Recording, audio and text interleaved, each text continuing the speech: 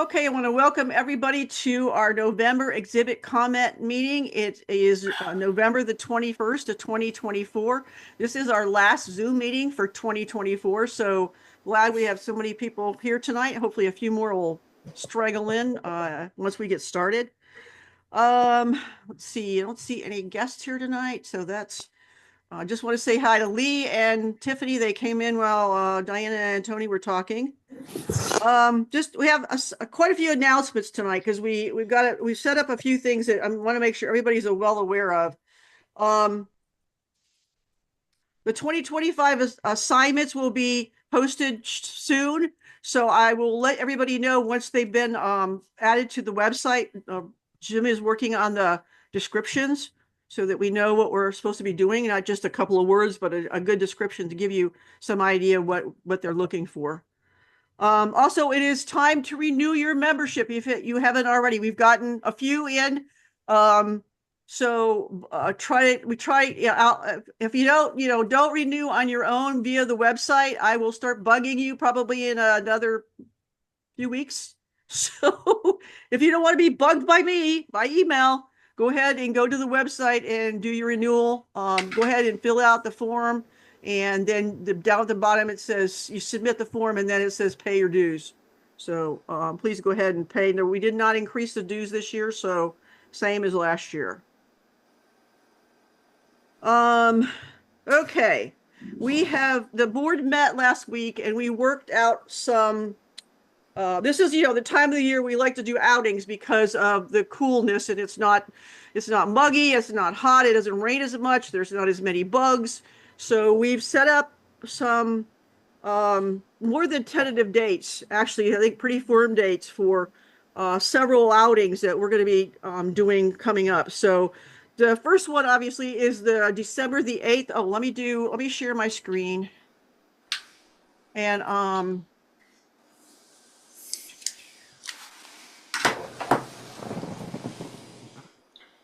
can you see my Lightroom?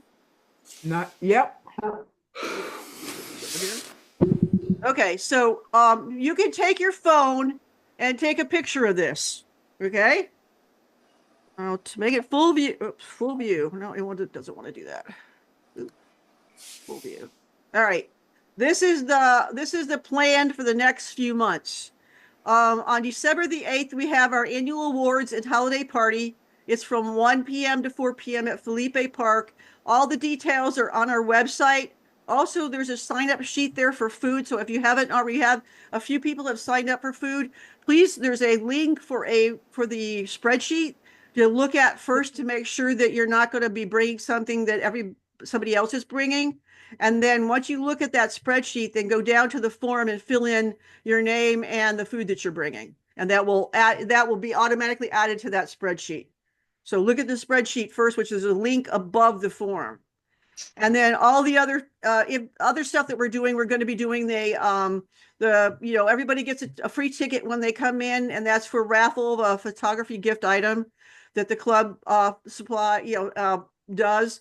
We have the 50-50 raffle, which we're not going to be doing the silent auction this year. We're going to be doing a 50-50 raffle where you can buy a ticket for $4 or $5 for $15, and the money will be split. The winner will get half the pot and the other half will go to the treasury for our education. The next event that we're going to do is December the 12th, which is the holiday lights at Florida Botanical Gardens in Largo. Some of us did that last year and we had a blast. It's on a Thursday night, which is actually the night we would normally have a meeting. I think it's a Thursday night, isn't it? Yes. Wait a minute. Let me look at my calendar. December the 12th is a Thursday night. Yes, it's the second Thursday. And so we'll meet there at 6 o'clock, between 5:30 and 6 o'clock. And I will email you more details on this in another week or so. But we had a great time. They have millions of lights in this park. If you have never been, it's really pretty.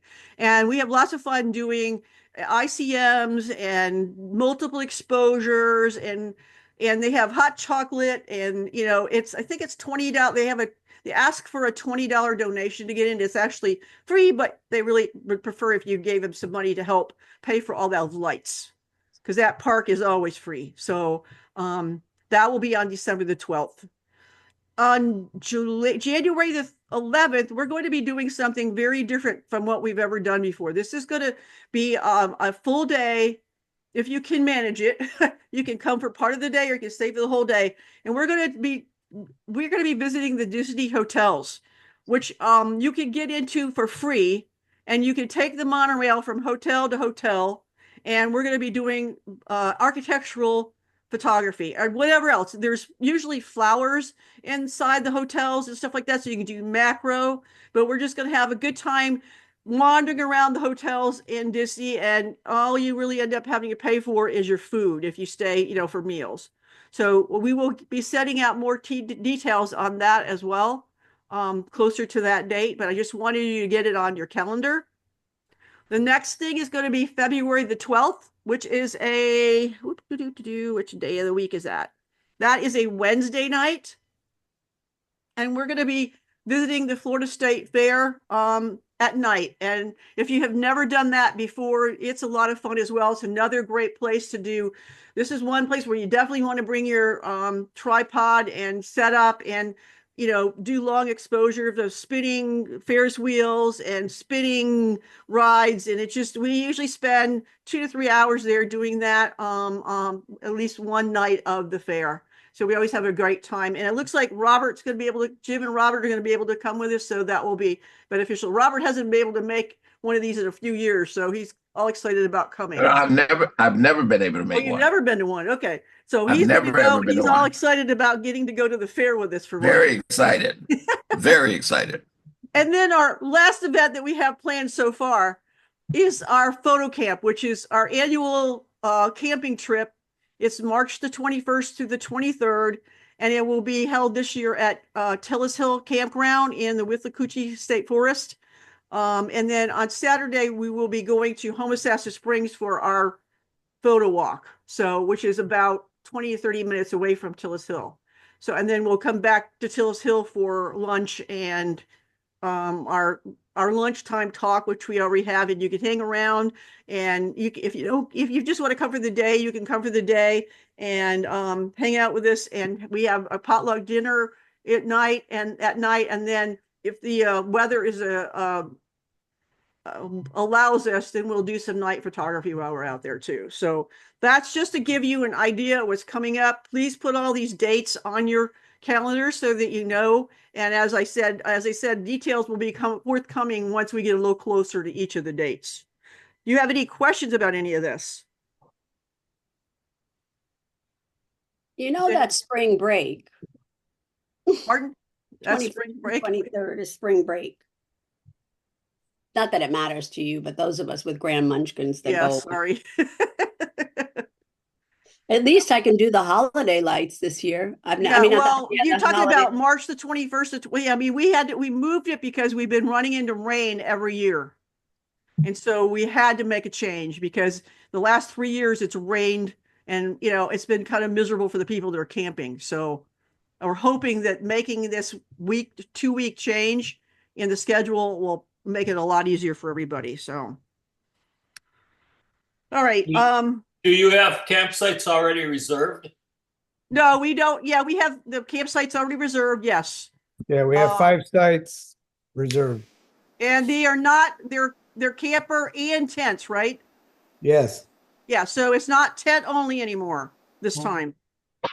So the last 3 years at Rainbow Springs, we could only do tents because you couldn't get any camper sites.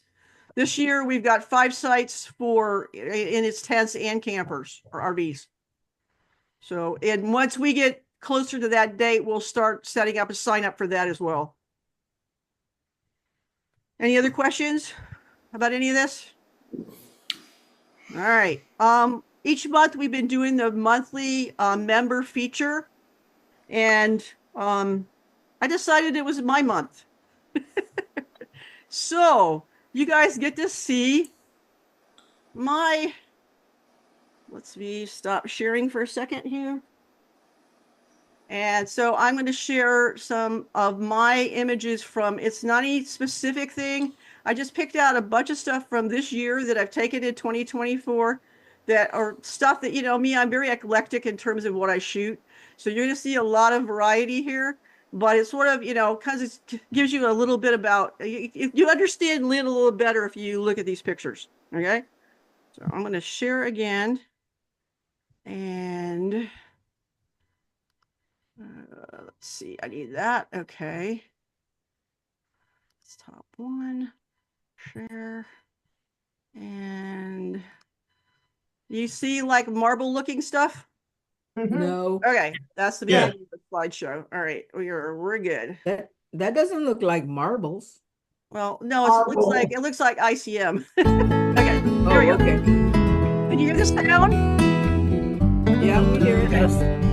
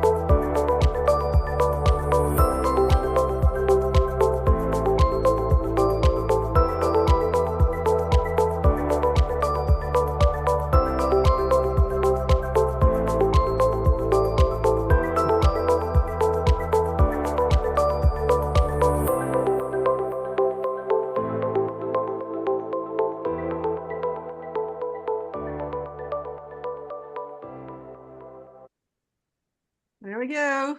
Very nice. Thank you. Exceptional. Your bird shots were amazing. Thank The you. action shots. Oh, thanks. Thanks. Great shots. Yeah. Lots of good stuff. Really good stuff. Thank you.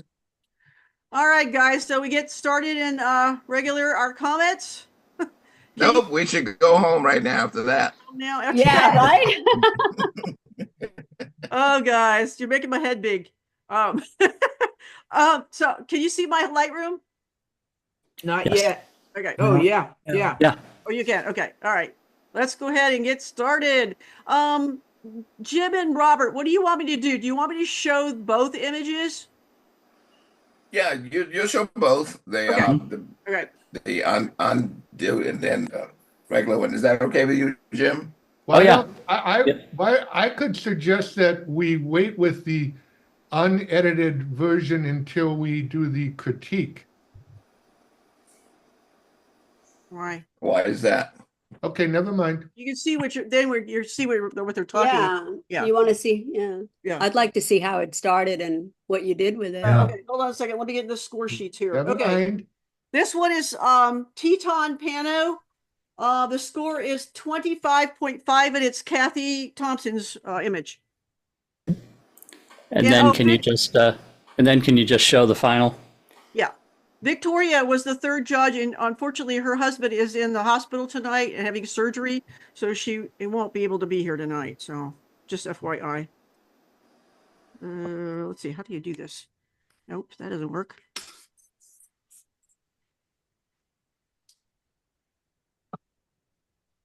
Beautiful.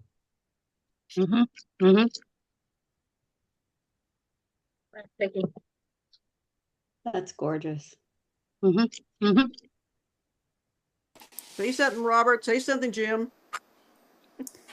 I have only one nitpick on this.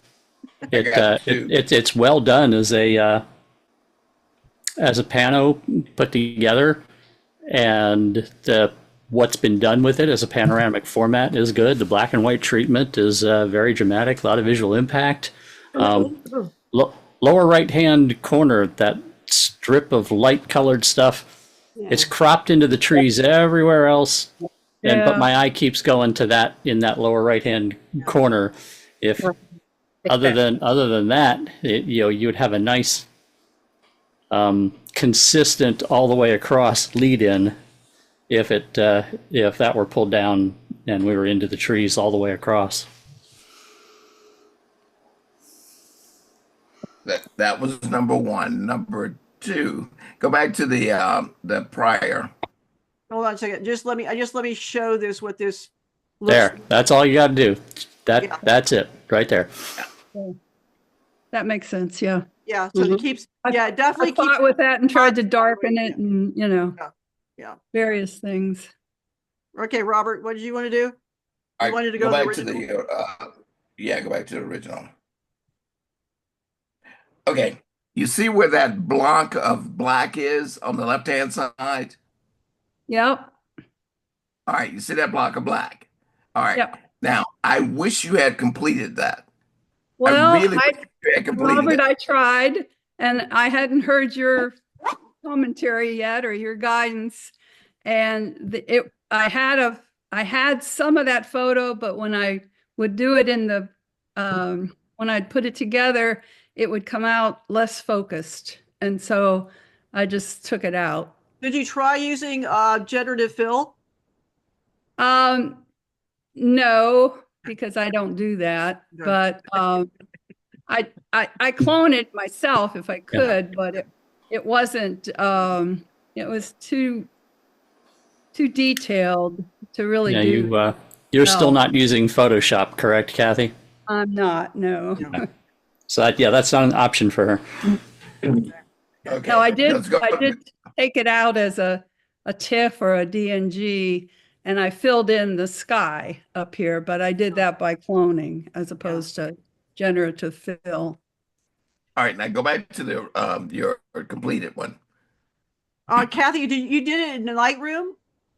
No. Oh, okay. No, I do it all in Capture One, Oh, basically. okay.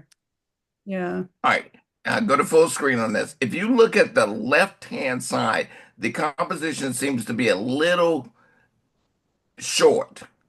Yeah, I Meaning I understand. want something to complete. Yeah, I Yeah, want to complete it on the left-hand side.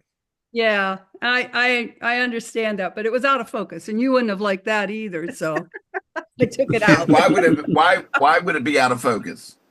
Oh, because I didn't, well, it was out of focus when I shot it, and so, you know, was an oopsie. the raw is out of focus. It was an And then when oopsie. it Okay. overlaid it, Yeah. it was dramatic, the difference between the focus section, which you see, and the Mhm. unfocused part that I cropped. If she Kathy, cropped did you off- use autofocus while you were doing your pano? You know, Jim, I did this last summer and I don't remember. Okay. I think Yeah, I because did. the I think I was trying to do, well, I don't know. I don't remember. Because I was trying to do hyper focus on it and okay. I don't remember if I did it in manual or. Yeah, well, whether if you're doing hyperfocal distance, then you're doing it. Then that's definitely manual. Yeah, yeah. If she would have cropped off a little of the left, right between the two peaks, I bet we wouldn't even be talking about this. I believe you're right, Brian. I agree with Yeah. that. Yeah. Just so you can see what we're talking about here. Yeah, no, I Yep. played with that part. Yeah. Yeah, I just didn't. Yeah. All right, moving on to the next one. Great treatment, though, Yep. that you gave it. Thank you.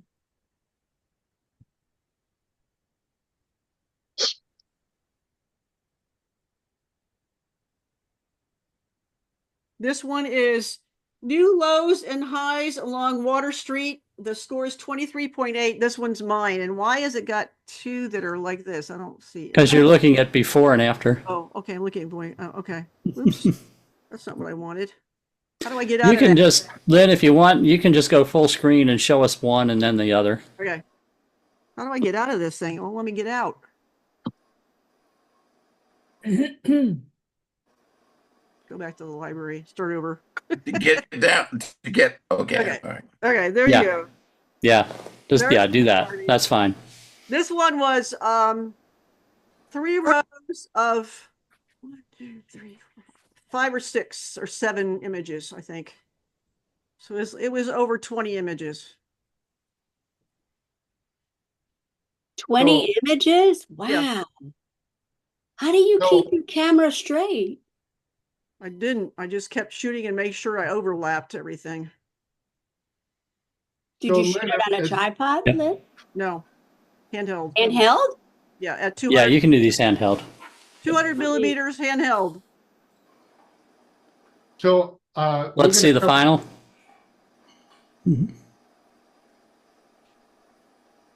There we go.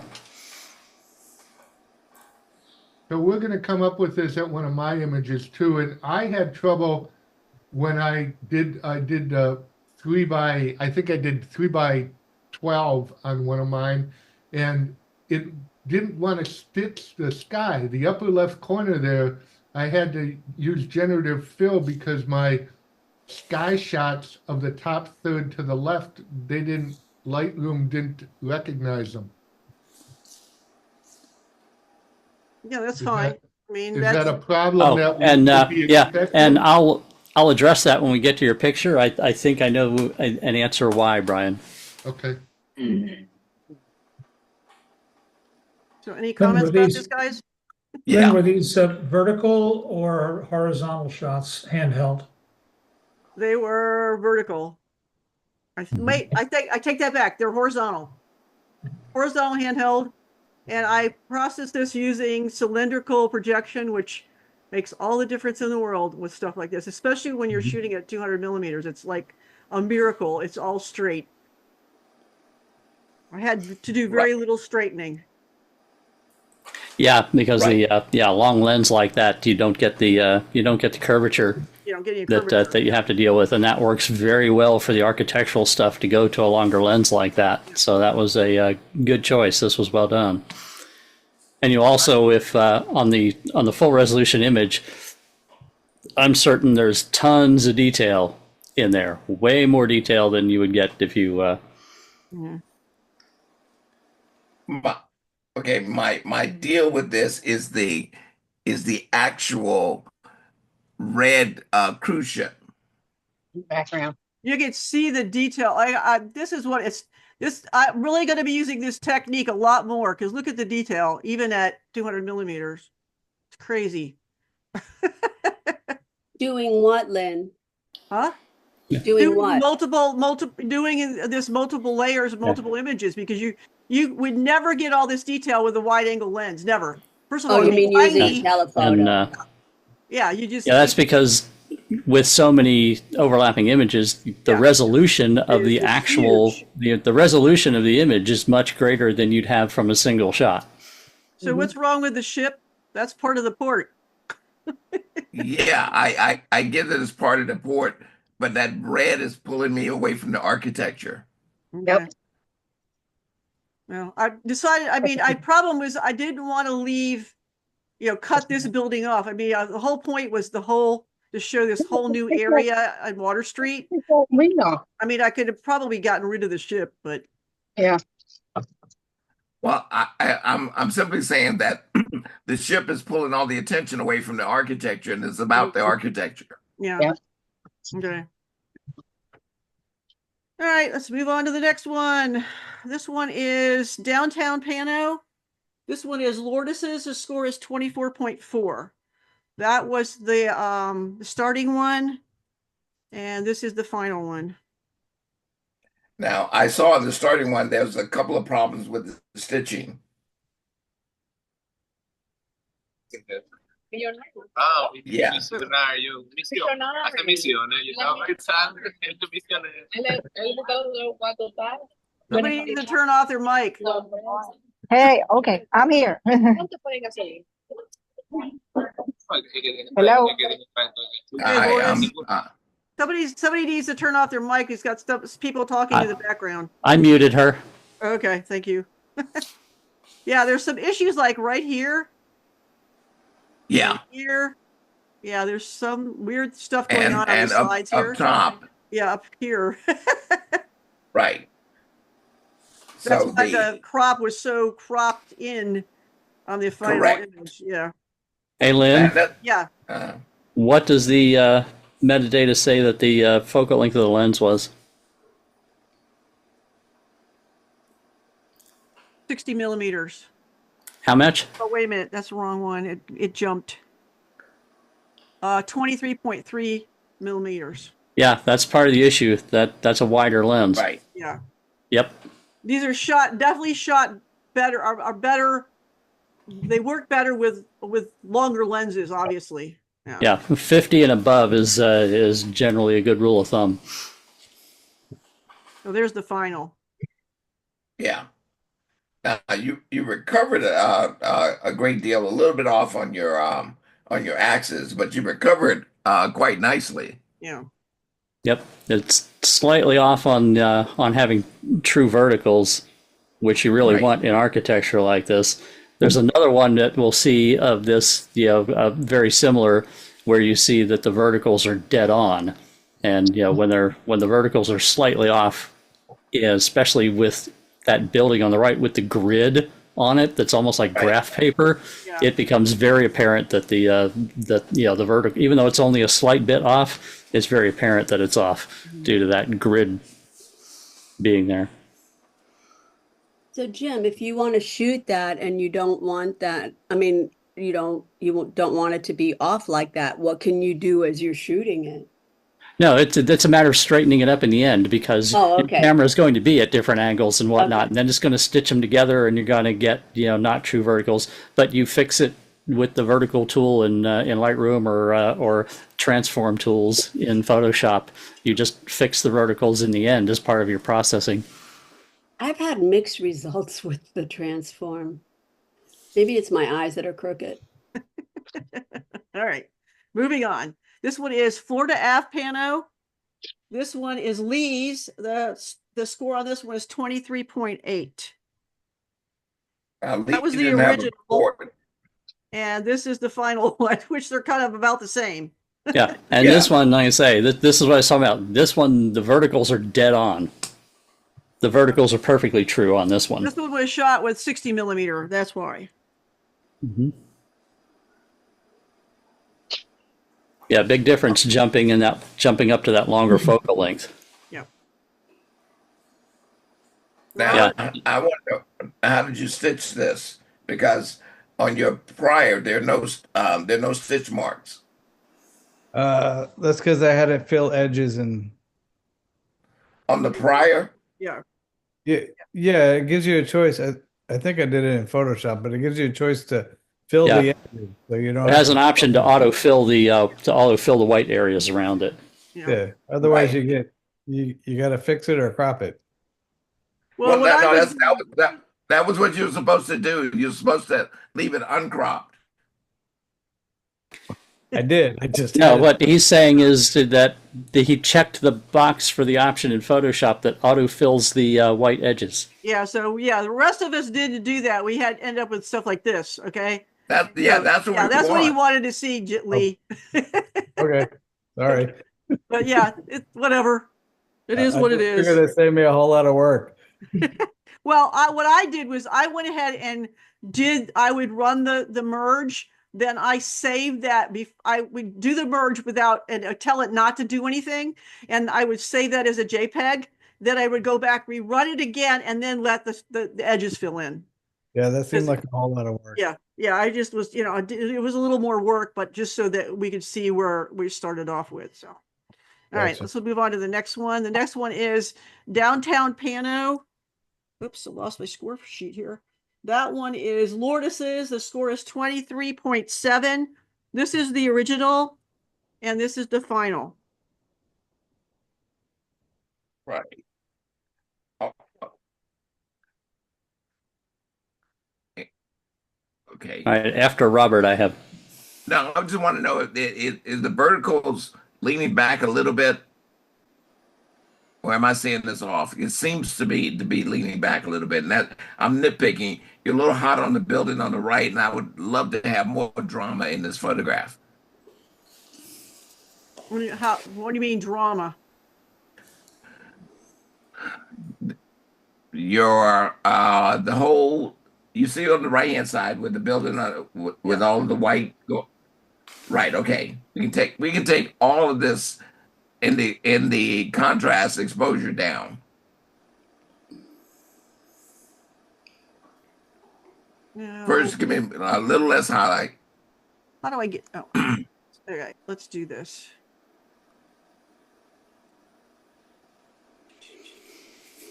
Highlights. More contrast. Is that what you're looking for? Yes. More kill. I mean, I almost feel like, it's not a piano anymore, but it almost would look better without that, don't you think?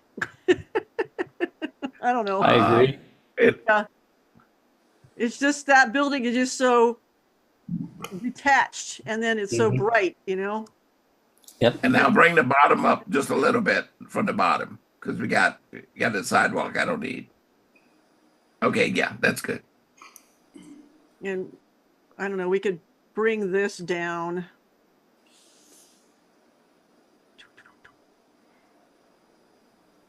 Let's look. Select it. It's not a very good selection, but just bring that down just a little bit. It's not quite so in your face. Right now, that's it right there. Yeah. What was the score? It was 23.7. And I'm going to use this as an example to talk about something about this technique. This multiple row pano technique. The purpose of it is to be able to produce something that you wouldn't normally be able to produce in a single shot with another lens. In this case, this is an example of where the exact same shot could have been done without the pano technique at all. This is a case where to get this shot, the pano technique is completely unnecessary tool, because go back to the first version, you can see where the photographer is standing and what it is. That, that could have been shot with just a single 35 millimeter lens. A single shot with a 35 millimeter lens would have given you the same thing that the multiple stitch pano would have given you. So you want to think about that. That is a tool to give you a perspective that you can't get with another lens. That's why you want to use this pano technique. Now, in this case, yes, it's a good exercise to learn how to do it. I understand that, but overall, as a technique in your toolbox, it's a technique to do something that you couldn't normally do with a single lens. And this is a shot where, had you stuck like a 35 millimeter lens on the camera, you could have taken the shot that you ended up with from doing all the work with the pano.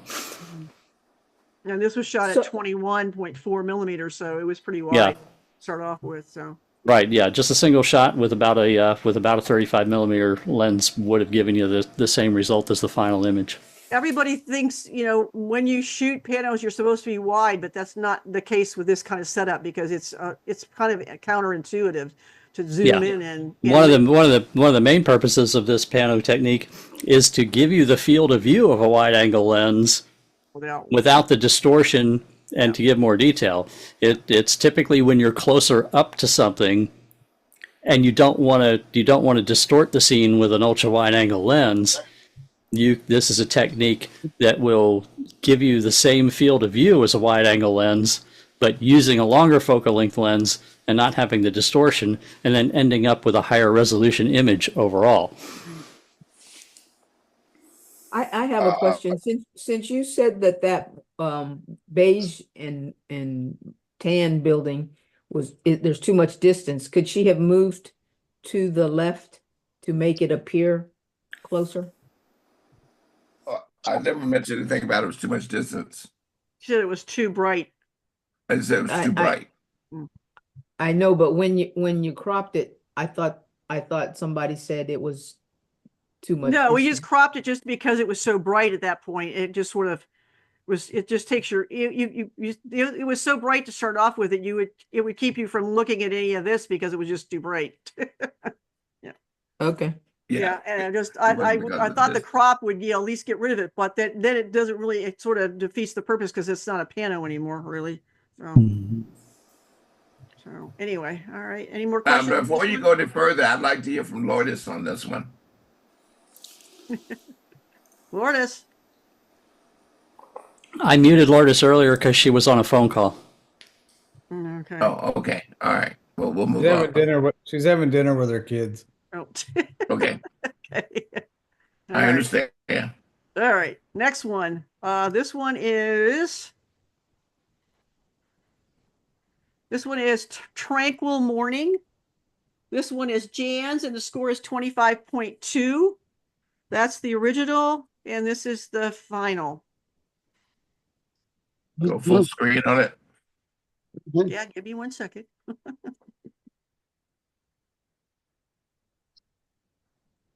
Wow.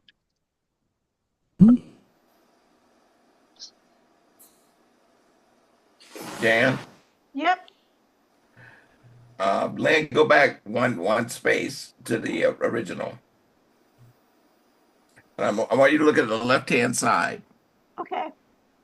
All right, you see that tree that's got the red on the left-hand side? Yep. All right, you see that full tree? Yep. All right, go back. Go to the next one.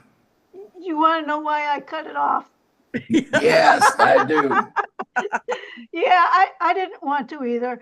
I think if you go back to the other one, the original, I think if you look just directly to the left, I mean, I guess I could have cloned it. There's a car there, and so I had a hard time that. And then coming all the way down, I guess I could have filled in there at the bottom. Yeah. Are you using Photoshop, Jan? Not. I haven't gotten to the generative fill on the Photoshop yet. Okay. Yeah, because this looks like it's really super complicated, but actually, at least on this side for sure, and the grasses, it might have had a little trouble with the trees up here, but it could have handled this without any problem at all. Okay, yeah. I saw that, Robert. I kind of went back and forth on it. So I figured that's what you were going to nail me on. Hey, I'll hey, go Jan, back. I'll go back once I learn a little bit more in the Photoshop. I'll go back Yeah. and redo it just for For sure. myself. Yeah, because this is a pretty shot. Yeah, thank you. Yeah, using the pano technique to get the height in this at that perspective worked well. Thank Yeah, you. because Now, most everybody here's you what would see would have made the shot and would have been like right here. Mm-hmm. Left all the Yeah. trees out, you know? Yeah, So, this is a case where, yeah, the technique allowed you to get more in the top and bottom than you normally would have if you were framing up a shot of that bridge from the same point. And that's what I was talking about earlier, using this technique to, get a perspective that you wouldn't normally get. Because if you go with a wider angle lens to get that top and bottom, the perspective changes and the bridge moves farther away and shrinks very small in your composition. Absolutely. Using this technique leaves the bridge closer in perspective and larger, but still gives you the top and bottom. So this is using the technique to do something that you can't do with a different lens. This is exactly the purpose of the technique. Yeah, I'm kind of with Lynn. After, we did this assignment, I thought, gee, I think I need to do this more often. yeah. Yeah.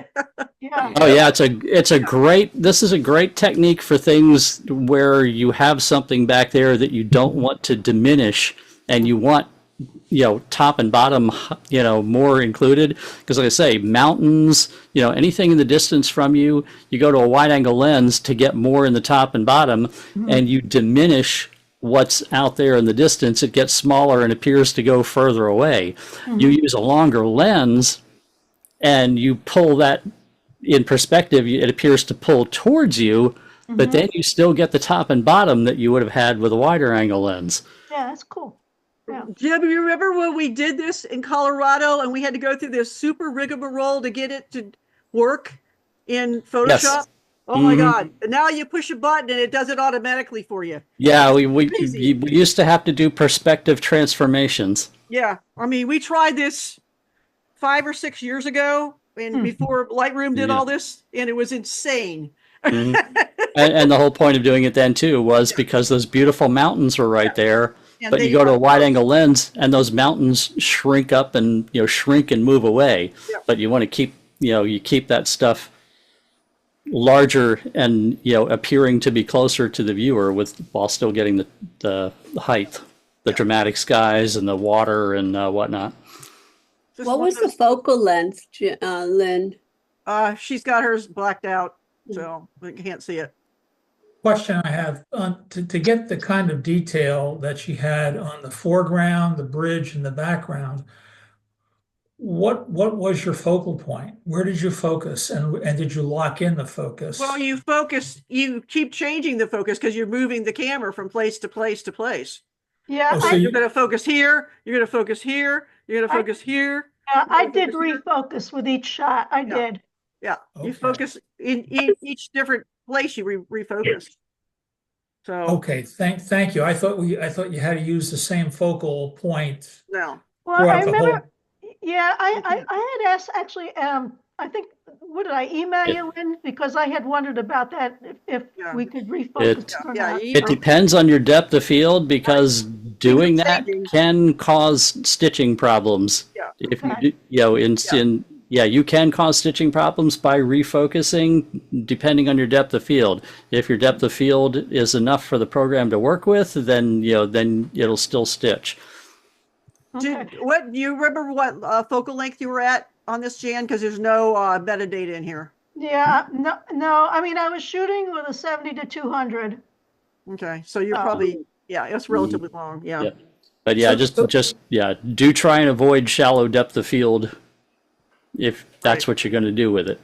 Yeah. So if I understand this correctly, you're better off not refocusing, but to find the point, lock in the focus, and have enough of an f-stop where you get a deeper depth of field. Is that correct? Yeah. Now in this case, she had enough depth of field where all the overlaps were, even though she refocused. that the software could find and stitch it together well without you noticing that it's different, focus points. It's a case of being, of it being lucky on the overlaps, that in the overlap areas, it still matches the next image in the overlap area. So Jim, you're saying that even though, like, say, I kept the focus the whole time. So even with like angling off to the sides or angling up, as long as the depth of field is deep enough, then you don't have to worry about, It helps helps the software find the details to match up on the edges and align them, and then it becomes also seamless to you, the viewer. Now, if you have the edge of one shot is soft because you have shallow depth of field and you're focused on something else and the edges are soft, but in the image that needs to overlap it, you focused on that and those edges are sharp, you've got soft edges meeting up with hard edges. And then that becomes a problem when they stitch together if you have soft edges meeting hard edges where it needs to stitch. Okay, all right. So you should use the same, I'm sorry. If you'll review the video I sent out, it says lock in your focus on your main subject. Yeah. I knew that, yeah. And manual, and then you lock that down, and then you start your pano.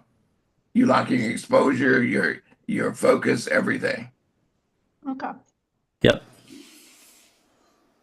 All right, next one is swing. This one's also Jan's. The score is 25.4. This is the original, and this is the finished. Oh my goodness. Gorgeous. Yeah. Where are these taken, Jan? So I took these here in Tennessee, Cumberland Mountain State Park up in Crossville, if you're familiar with the area. No. It's about I did it a couple weeks ago. That's beautiful. Thank you.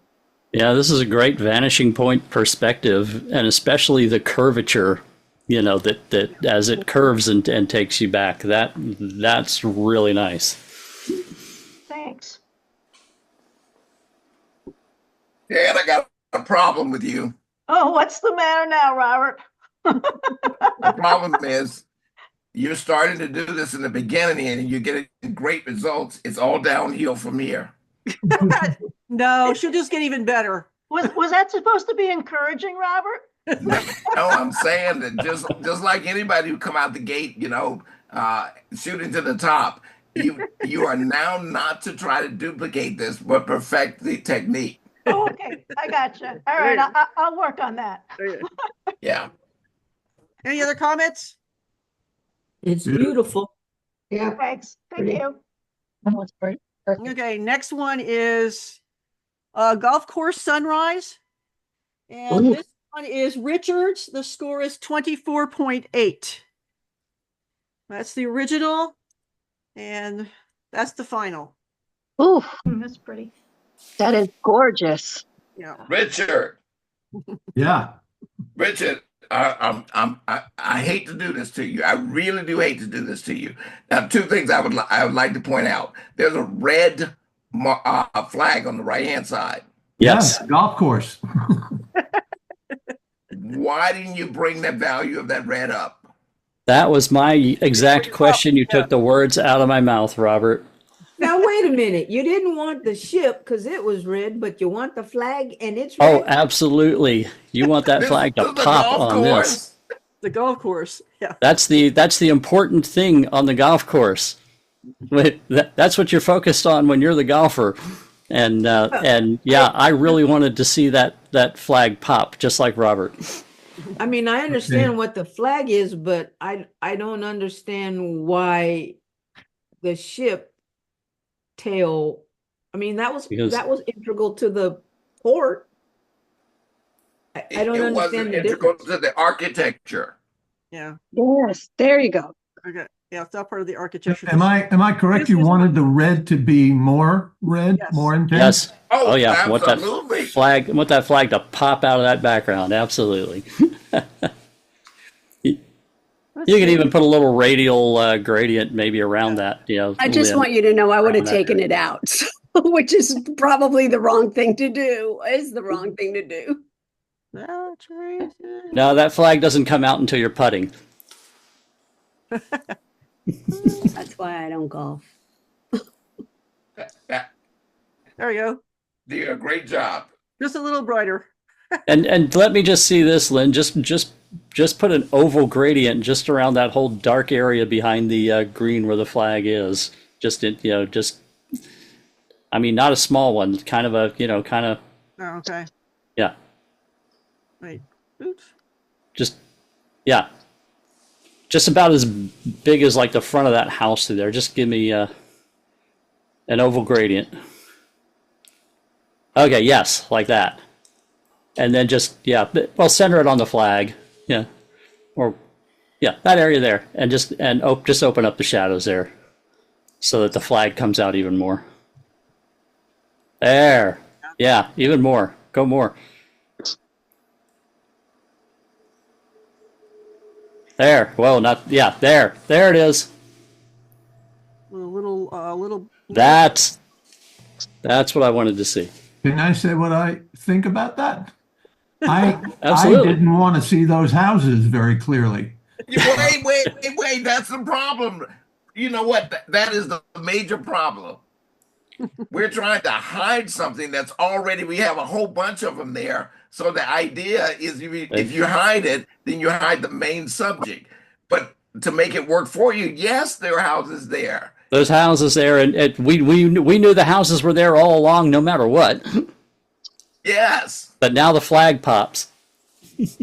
Okay. So I have a question. Since this is a panorama, why are we cutting off the left half part of the pond? That was my second one, Brian. I agree with you on that, Brian. Stop doing this. Brian, It just you gotta stop didn't doing get this. included in the original shots. It did get included, so. But You're yes, stuck with what you got, yeah. I mean, he's got as much of as he could from the original. yeah. The flag was my big issue. The pond cut off on the left was the small issue.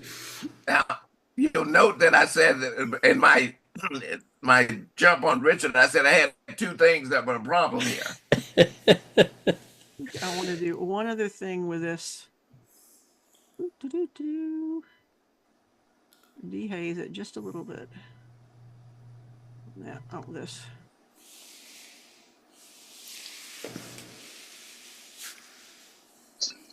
A little like weird looking over there. Okay. Yeah, I like that. All right, moving on.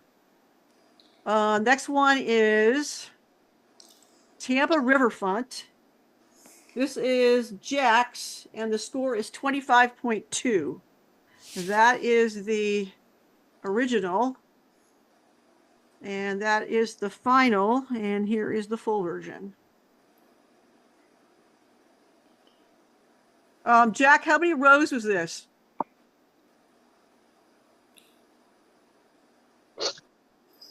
Jack, are you there? He's muted. Lynn, that's 3 tiers, Okay. 8 per tier, so that's 24 photographs. Okay. And did you use Lightroom to put it together? Yes, Lightroom. What do you mean by the tiers? I'm sorry. I was away when all rows. Each row, there's multiple 3 rows. rows. Here. 3 rows, 8 columns. Huh? It's Okay. 3 by 8. 1, 2, 3, and a 1. There's 3 rows of images here, all stitched together on top of each other. And then, because you're thinking of a piano where you just go click, click, click, click, click in a row. Well, this is click, click, click, a new row, click, click, click, another row, click, click, click. So you're doing it in sections, Lynn? Like you're doing the yeah, you do 3 rows. It's 8 across the bottom, 8 through the middle, and 8 across the top. Oh my gosh, I'm glad I didn't do submit. Yeah, I did some that were over 40 images. Oh, Lynn, I want to show you a piece of detail on this picture. Yeah. You may not see it at this projection, but go to that building on the left, that white building on the left. Yeah. You see that blue sign? Yeah. magnify it some more, and you'll see where it's plugged into the wall. Keep magnifying. Down There's a at the spot bottom. right there. That all you can do? Oh, no, wait a minute. I'm just going to get, I'm at 300 already. Well, you got to magnify it, and you're going to see what I wanted to show you. That's the detail that this thing gets. There's That, 400. that sign is plugged into the building, and you can see the cord and the plug. Keep going. It's not going to raise it a little bit. I'm at 1,600 and it's a little. Oh yeah, you've there's lost 800. it. Yeah, That's it's not. Yeah, it's the image isn't that clear. Right where right where your hand is at there, that red plug. hand. There's a plug in there, and you can see where the building where that sign is plugged into the wall. That's one of the nice things about doing this is if you need lots of resolution, this gives you so much more resolution than shooting it with a single shot. Absolutely. So I have a question here. This is something I struggled with doing this assignment, and I plan to use this technique a lot. And this is an excellent example of, the technique we were supposed to use for this assignment. But this particular shot doesn't, I would think it would be better if it was golden light or something. It's like, I don't know that if you're just out shooting that this is an image, a portrait that you want that really would stand out, that you would put in your portfolio. And if I'm wrong, I want to know why. You're asking me, Brian? I'm asking Jim and Robert, really. Okay. I have an answer for that, but. Oh, well, then go ahead. Well, it was an exercise for me. Right. It wasn't the best time of day. The lighting is not all that beautiful. It's not one that I would necessarily hang on the wall, but it was an exercise that I wanted to get done and see if I could stitch it together properly and get the lines right and so forth. And I did the same thing with one of mine, and that's why I just wanted to know. Now that we've learned how to do this, if this particular shot is something that, like you said, that you put on a wall, and I don't think you don't think it depends on, it could be used. The city of Tampa might like something like this. Yeah. Because it does make the riverfront look good. Yeah.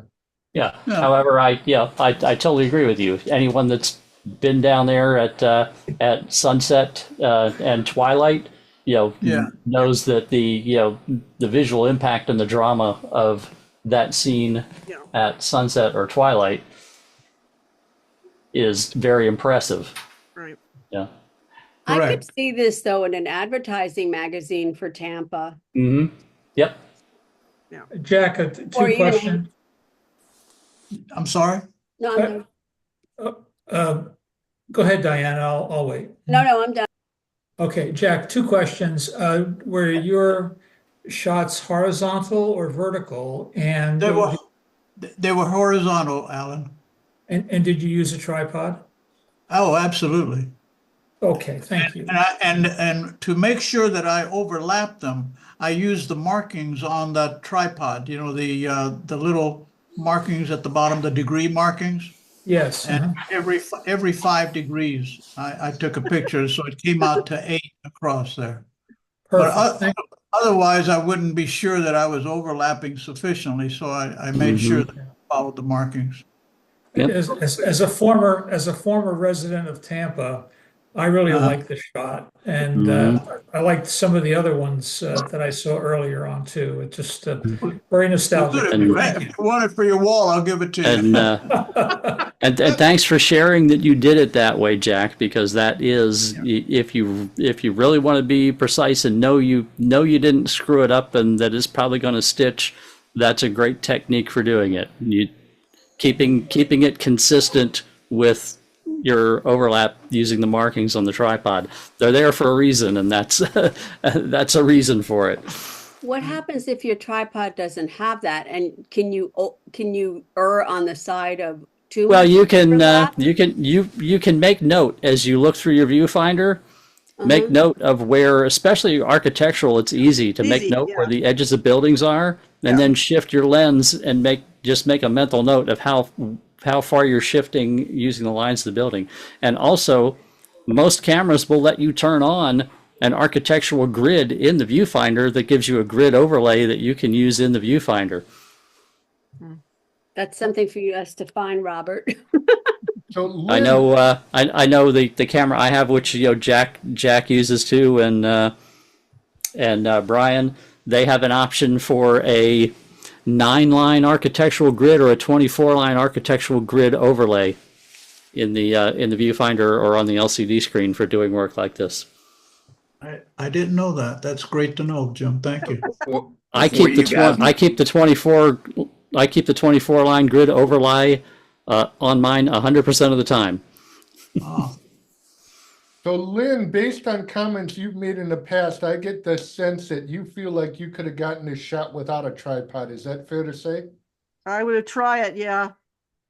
Yes, if you can. If you're paying attention to what you're doing, yeah. You can. I But was it's doing too- 40. I was doing shots with 48 images that I was able to stitch together without any problem, all handheld. So it's possible, but you've got to pay attention, like you said, you've got to pay attention to your edges. And so I was probably overlapping more than I normally would because I wanted to make sure that I had overlap.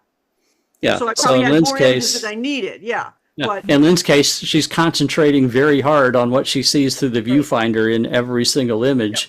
In Jack's case, all he has to do is count markings around the tripod. yeah. that's too much work, Lynn. I'd rather do that than carry that stupid tripod around. I haven't seen Robert's video yet. So the overlap, is it 5%, 15%? Should be What? 30. 20 to 50. Yeah. Okay. 30 to 50. Yeah. So Okay. yeah, it's, it seems like an overkill, but it gives the computer program a lot more information to work with. Yeah. Oh, yeah. I can Yeah. see that. I just didn't. Okay. I didn't know what it was. Okay, let's move on to the next one. Quick I question, don't want to Lynn, while go you're there doing yet. that. Hold on, back up. Come on, I'm guys, sorry. we need a here. I know I understand, but I also need to make sure that Brian understands something. Okay. Strat Center just built this building, and they built this building, and now they're in there. They got presence in the airport, and you have detail left to right and showing the Tampa University on the right hand side. You Right. have you have on the left hand side. You have a place of a sense of place, and you walk down the steps in the Tampa airport, and this building is all. I mean, this image is stretched all the way across, and you can see all of that detail. Yes, the architect, the architect who built this would love this image. Yeah. Okay. Yeah, because it gives all that detail. All of it. No, thank you, Robert. All right, ready? Yeah. Next one is Sacred Heart Catholic Church. This one is also Richards. The score is 25.4. Zoom out, Lynn. Yeah, oops. Richard, I'm about to chop your head off. That's the original. And this is the final. I confessed to you, Robert, at the golf course. I thought I'd get off easy, but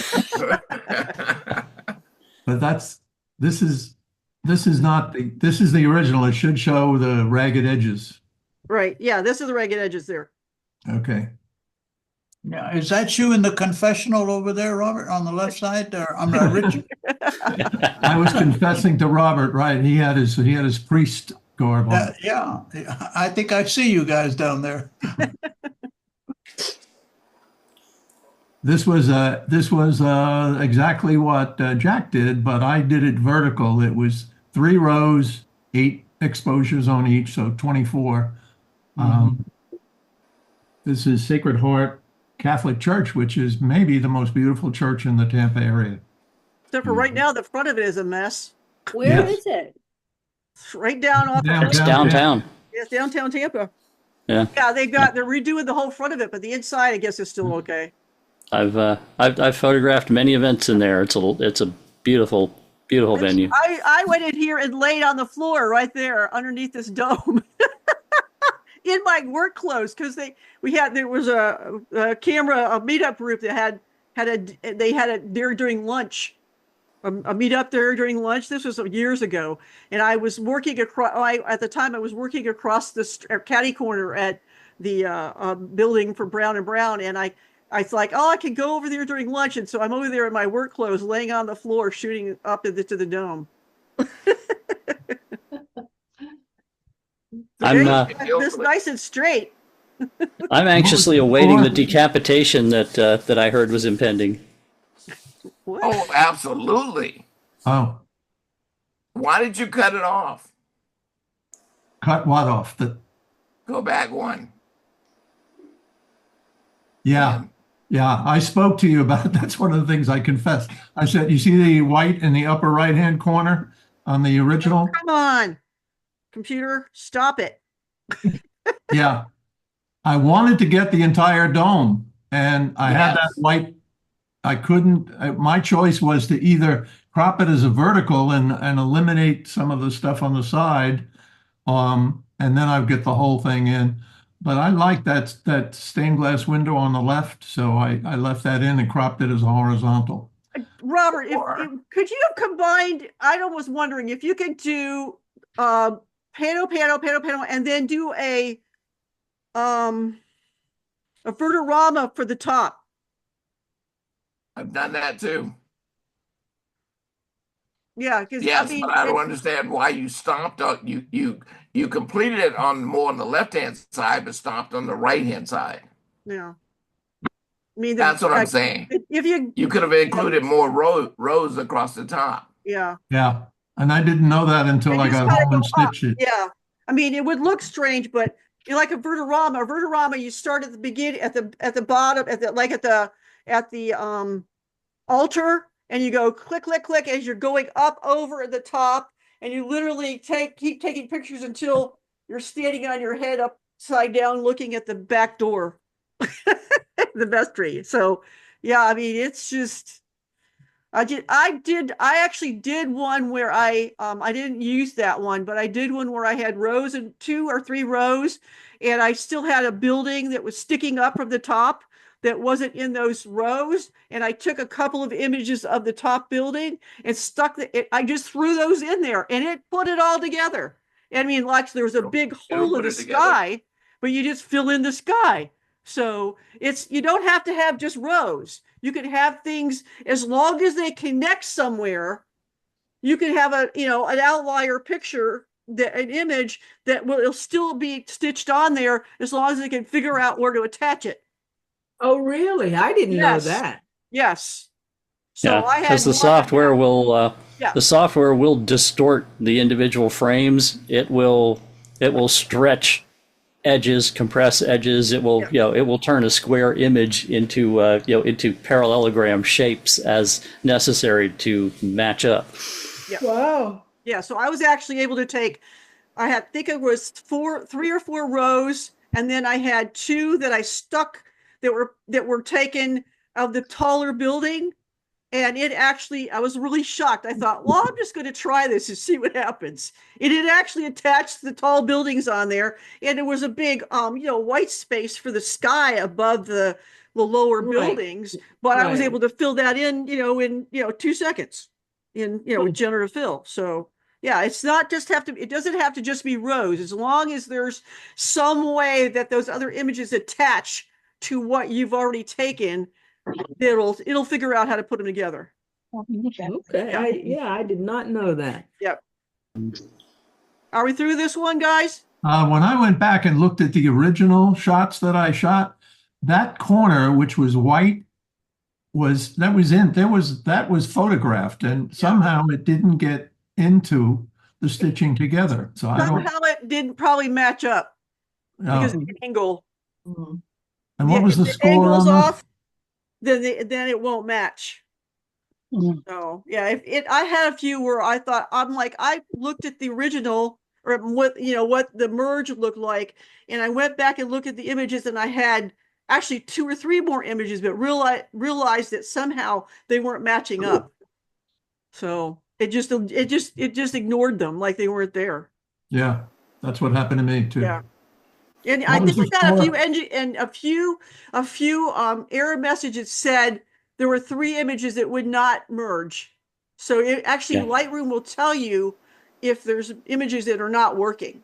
Yeah, you'll get instances where because your camera's like your camera is like this for one row, and it gets turned like this. But if it gets too extreme, yeah, the angle between one and the other, and the angle is too much, that's going to cause you issues as well. Sometimes it sees that the angle is just too much for it to stretch it and make it and to force the perspective on it. I actually had some where it left out. It had white spaces in the middle of the picture because I had somehow missed. It was putting it together as best it could, but I had somehow the overlap wasn't good enough, or it didn't match up, and so it actually left a white space. And in some of them, I was actually able to fill it in, and it was fine. You would never have known there was a hole there. But Richard, it to didn't work answer for your all of them. question, 25.4. Yeah. Thank you. Okay. Any more on this one? No. Next one is, let's see what the name on this one is. This one is Tuesday evening. This is Karen's, and the score is 25.4. This was the original. And it looks like what? Maybe 4 rows, Karen? 3 rows? 15, yeah. And that's the final. The score was 25.4. Nice. Really nice. I really like what was done here with what the subject matter is and how it was done as a black and white and all the tonal range you got. And looking at the original versus the final, I really like what you did with the umbrellas, where you lightened up the center of the umbrellas and everything, and lightened up that channeled Robert. Yeah. That worked. That worked well. That was very good that you did that to those umbrellas. Now, on my part, ready for it, Karen? This is a Lynn cruise ship moment. Okay, what the heck does that mean? The lamppost. This one? No, the people in the shot. I don't need them. Well, I was gonna say the opposite. I was gonna say do like the flag on the golf course, lighten them up, and so I can see them better. I just don't think they add to the shot in this case. Well, do you think that if you eliminated this lamppost and lightened the people up, that would be better? Yep. I mean, Yeah, you've got 1, 2, 3, 4. Basically, you can count the tree. We actually have a lamppost right there. So if you got rid of this one lamppost. Yeah, because it's an outlier. Yeah, because it just kind of looks like it's in a weird spot. I mean, let's just see what it looks like. We'll try it. My point about the people is that they're not doing anything in order to compel the interest. They're walking. They're okay. So this is not about that, though. That's true. Now I'm going to go a little bit different than that because when I see this, I know lately it used to be the norm in architectural photography of public spaces and things like this to document stuff. It was very sterile and didn't have, people were left out, deliberately and whatnot. But in this world, commercially now in the last few years, there's actually been a trend where they're saying, well, these are spaces that are made for people. Buildings are made for people. The spaces are designed for people to be in places like this. And they are now, and it's now become a trend to deliberately include people in the spaces, for the fact that these spaces are for people. And so they're putting people in the photographs now of what used to be very sterile photography for architectural and public places. And I look at this and saw those people there. I was like, oh, this looks like a good example of that, people utilizing the space that's there and there's not too much people, and they're not interfering with you visualizing and seeing what the space is and what's there. That's what's being done in that trend in photography. The people are there, but they're not prominent to where they distract you from seeing what the actual architecture or the space is. They're secondary to it, but they're there because it's for people and they're supposed to be there, if that makes sense. Let me go ahead and defend my cause now.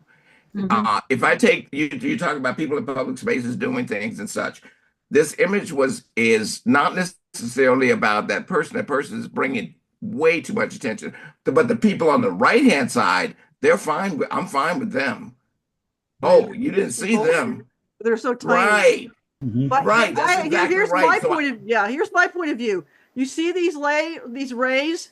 Correct. You Yes, I take see those them. people out, and I think the rays are actually pointing at the people. And The rays are not pointed at the people. I think they're taking me right to the people. And see, I don't want to look at this a is stupid where- building. Well, this is where I'm saying you guys gave Jim the opportunity to express his point. So let me go ahead and finish expressing mine. Okay. These things are about the umbrellas, the tattered umbrellas, the good umbrellas, the bad umbrellas. And if this was about a really beautiful public space, I would say yes, show as many people as possible. But it's about the umbrellas and the poles. And in that space with the umbrellas and the tables all lined up with the treatment, the black and white treatment, I do have people in there, but they're not drawing my attention away from the main subject here. Now, I'll ask you to do this, just as you guys gave Jim space, take the people out in a crop.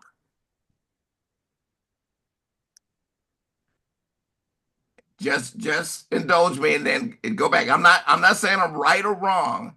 I'm just simply saying that, and give me full screen on this.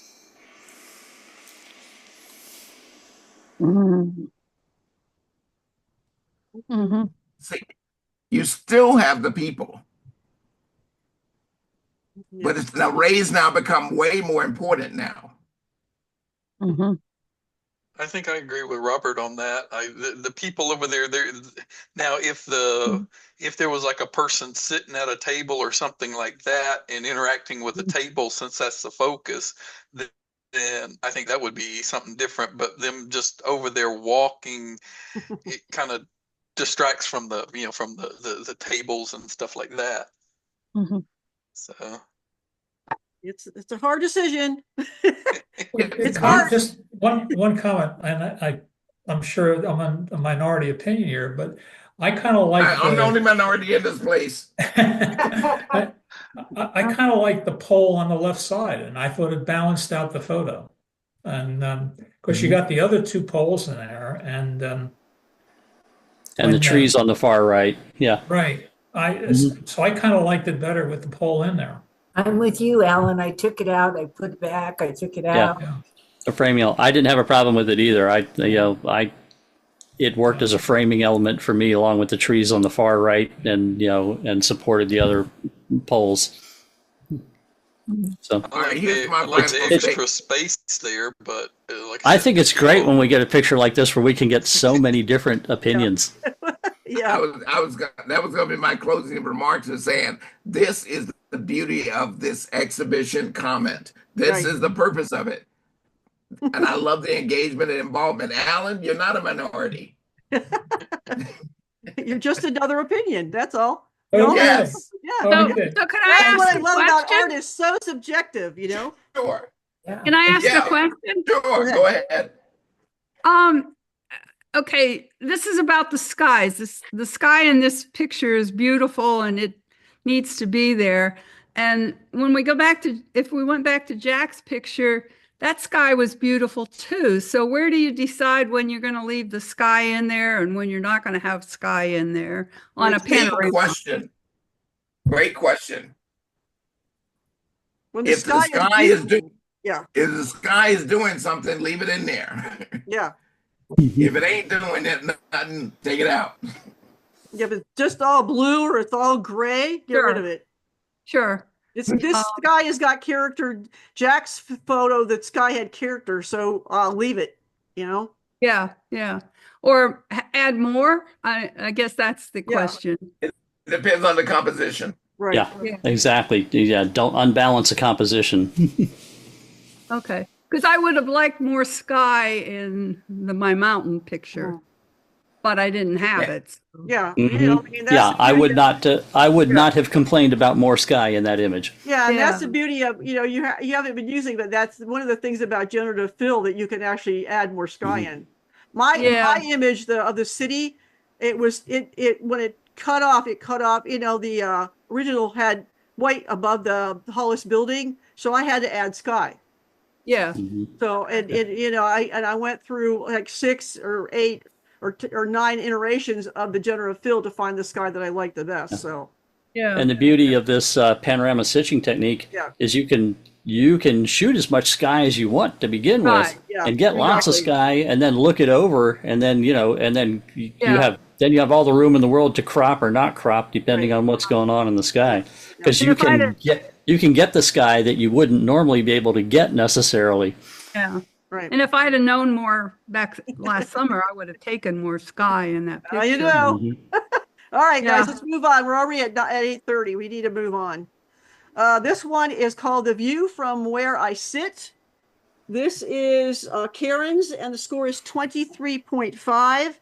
This is the original, and this is the final. Here's a good example of she cut off most of the sky because it wasn't necessary. Lynn, does that say F22 or F2.2? What is that F number in the 2.2? 2.2. That's the problem. Yeah, it's very distorted. Well, it's also, the foreground is extremely out of focus. Yeah. It's focus sharp in the background. The foreground is so extremely out of focus. That's why I was wondering, you know, over Zoom, I couldn't tell if there was a decimal point between those twos or not. And if there is, that's the depth of field is way too shallow. Karen, what'd you shoot this with? 50 millimeter. Say that again. 50 millimeter. 50 millimeter at 2.2. Yeah. Because it was so dark. Yeah. You were hand holding? Yes. Yeah, there's the problem. That's the problem. There it is. Yep, tripod, longer shutter speed. Yeah. And higher F number for sure. And that new, you could have gotten rid of the wires in the latest version of Photoshop. I don't know if it went up. This is kind of dark. It may have had a hard problem with it, but I like the idea of the composition. Yeah. But the F2.2, the execution fell apart. But I like the idea of what the composition is intended to be. This is from the Riverwalk. Go back and do it again the right way. Okay. There you go. I'll go with you, Karen. I need to practice this. Yeah, we can go eat at Arbiter Works and then go shoot this again. Okay. Pick a date. Sounds like a plan. All right, You know, moving to that the might next not be a bad idea for December, Lynn, because they're putting the lights up there. Yeah. Okay, this one is, oops, hold on a second. This one is Nighttime Tampa from the South. And that is Brian's shot. The score is 24.3. That is the original. And this is the final. Was there a lot of generative fill done here? Well, yeah, because you go back to the original, this is an example of what Lynn was talking about earlier. I just took the 2 tallest buildings in the middle and I didn't bother filling out the sky. Because my experience had been that if you just have plain sky, Lightroom can't stitch it. So I didn't even bother taking those shots. You shot these vertically, didn't you? Yes. And you could have included in a building within your sky. On the left side, there's nothing over there. Or on the right side. Yes, there is. No, there isn't. Yeah, I see what Brian's saying. To get up to the height of what's in the middle image, probably with the focal length you were using, you couldn't have had enough overlap of buildings to get that sky.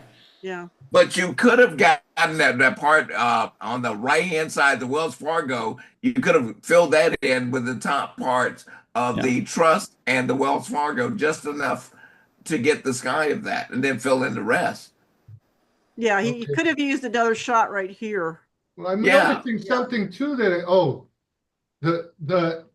I noticed that in this image, the center building there, the windows are out of focus, but in the final, it's not.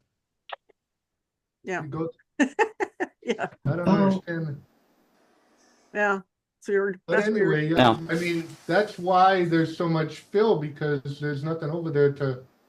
Now I have a question for you, Brian. Were you using autofocus shot per shot or manual focus and lock manual focus? I think in this one I was doing manual focus shot per shot. Why do you ask? Here's the other question I have. Go back to the original. Did you also lock your exposure? In other words, manual exposure, f-stop, ISO, and shutter speed the same for every shot? Because if you look at it, it's very mosaic. I see lots of differences in exposure. Right here and here, here and here. See this dark spot right here? It looks like you were not a fixed exposure, shot to shot to shot. Like the exposure varied shot to shot to shot. You're right. I wasn't in a fixed exposure. Everything's got to be manual. Yeah. Okay. Yep, the exposure and the focus all should be in manual and stay consistent, because that now it worked out okay in the end. You don't get that mosaic. You didn't get that mosaic look in the end. Make sure your ISO, if you don't have the ISO on auto either, because as you get into lighter and darker spots, the ISO will go up and down. Yeah, because that's still not manual exposure. That's that's a variation of auto exposure. When I looked at the original, it's like I was like, oh, this looks like like you see those Mars rover mosaic pictures from NASA. Okay, so I have a question, and I didn't get to watch Robert's video either. But for those of us that don't have sharp enough vision to do manual focus, can you do this using autofocus? And are you then, if you do autofocus, do you refocus every time you move? No. If it's necessary. You can autofocus on the most important part of your image, and then flip your switch to manual, and then don't touch the lens. But if you have a camera. Yeah, but if you're, hold on a second, Brian. But okay, so if you're, can you see my hands? If your panorama is going like kind of in a semicircle or something like that, where everything is not on the same plane.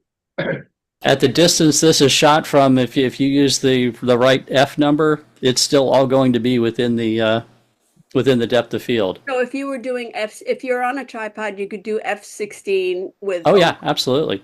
Okay. And then you don't have to worry about it. You could put it in S for focus, point it at the middle building, let autofocus lock on it, and then put your switch to M, and then don't touch your lens. So why are you? And for people that have poor eyesight with trying to focus, there is a diopter adjustment on your eyepiece to compensate for that, and also there is. If you're using any mirrorless camera, they all have focus peaking for manual focus, and you can use the focus peaking tool. Yeah. So, okay. So, any comments on this final image? Do me a favor, Lynn. Yeah. Activate your tools. Yep. And go up to the top and actually do this. Go to your HSL panel.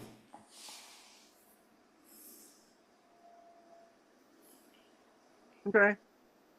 Okay, and just eyedropper for Hue. Yeah, no, saturation. I'm sorry. Yes, yeah. Eyedropper for saturation.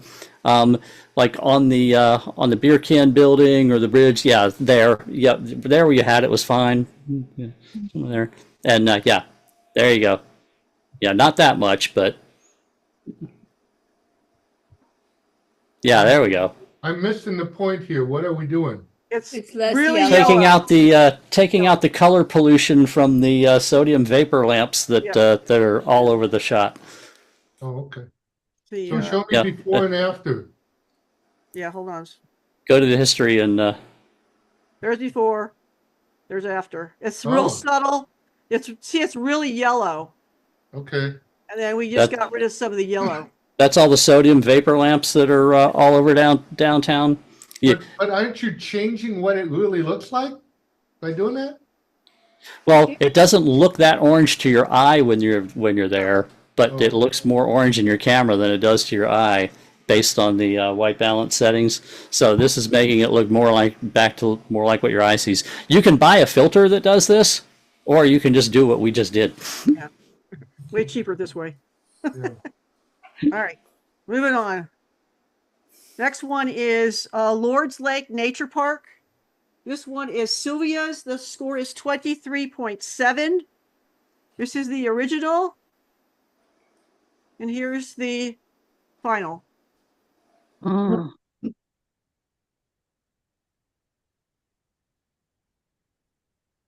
Big. Yeah. My issue with this one goes back to that other point I was saying, that this is the same shot you could have done standing there with a 16mm lens. Oh, I was at 100 millimeters. Yeah, the point would be if you need to blow this up really big and have super detail in the trees or the dock or whatever, but as far as the composition goes, you haven't gained anything over just taking the same shot with a wide angle lens. Okay. You gain resolution, but you haven't gained anything in what you could do with with a wide angle lens. Mm-hmm. Although if with the wide angle lens, it would be a lot smaller, especially because she's shooting it with she's zoomed in. Mm-hmm. I mean, yeah, this would be a lot farther This is a away. case where you can still walk up closer, and you can walk up closer and use that lens and get the same, and use a wider lens and get the same shot. Yeah. Okay. I have one question, Sylvia. Yes. What did you want me to see in this photograph? Well, I understand your point that there's not a main focus. I think it was just somewhere that in my neighborhood that I like to walk and explore, and I think I was just trying to show that nature area.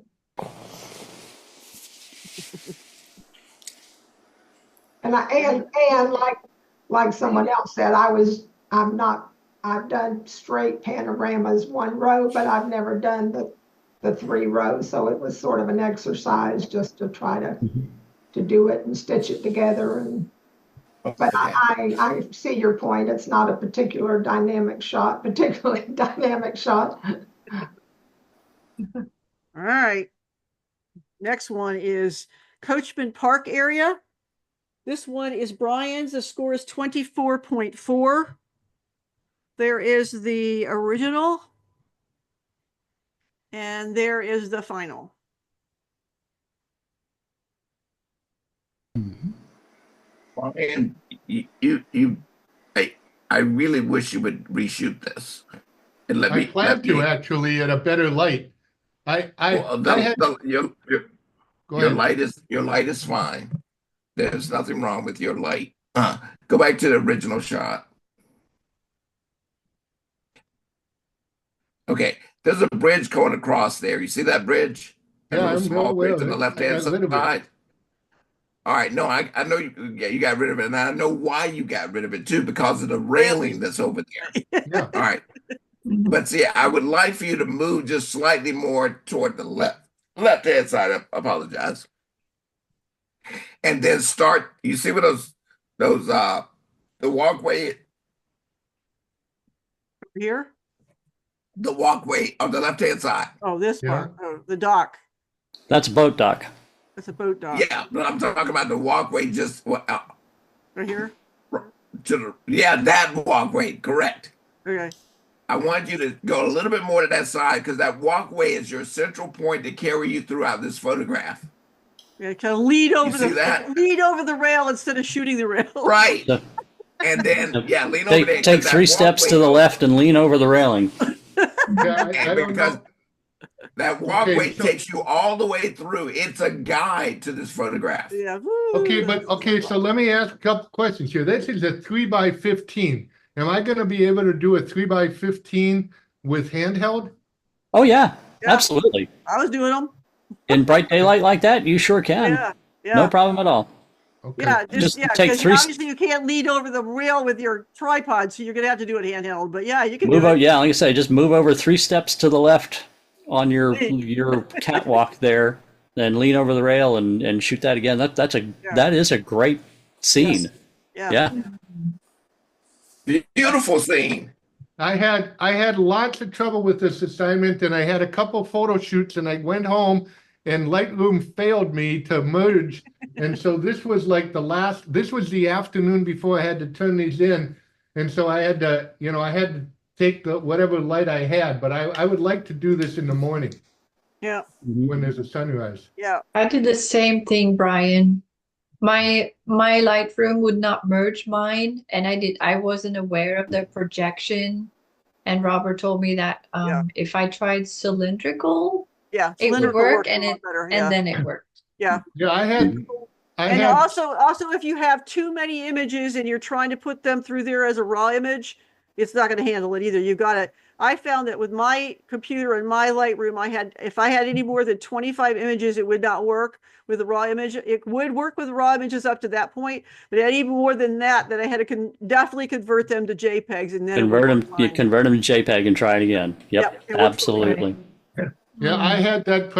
I figured out that the hard way too, because I was doing so. I really wanted to do the assignment, and since I had so many shots, at first it was failing because of the raw, and then I ended up going with the JPEG. But I also found out that if you try to do the preview on spherical, a lot of these would fail, and you did have to do the cylindrical. Yes.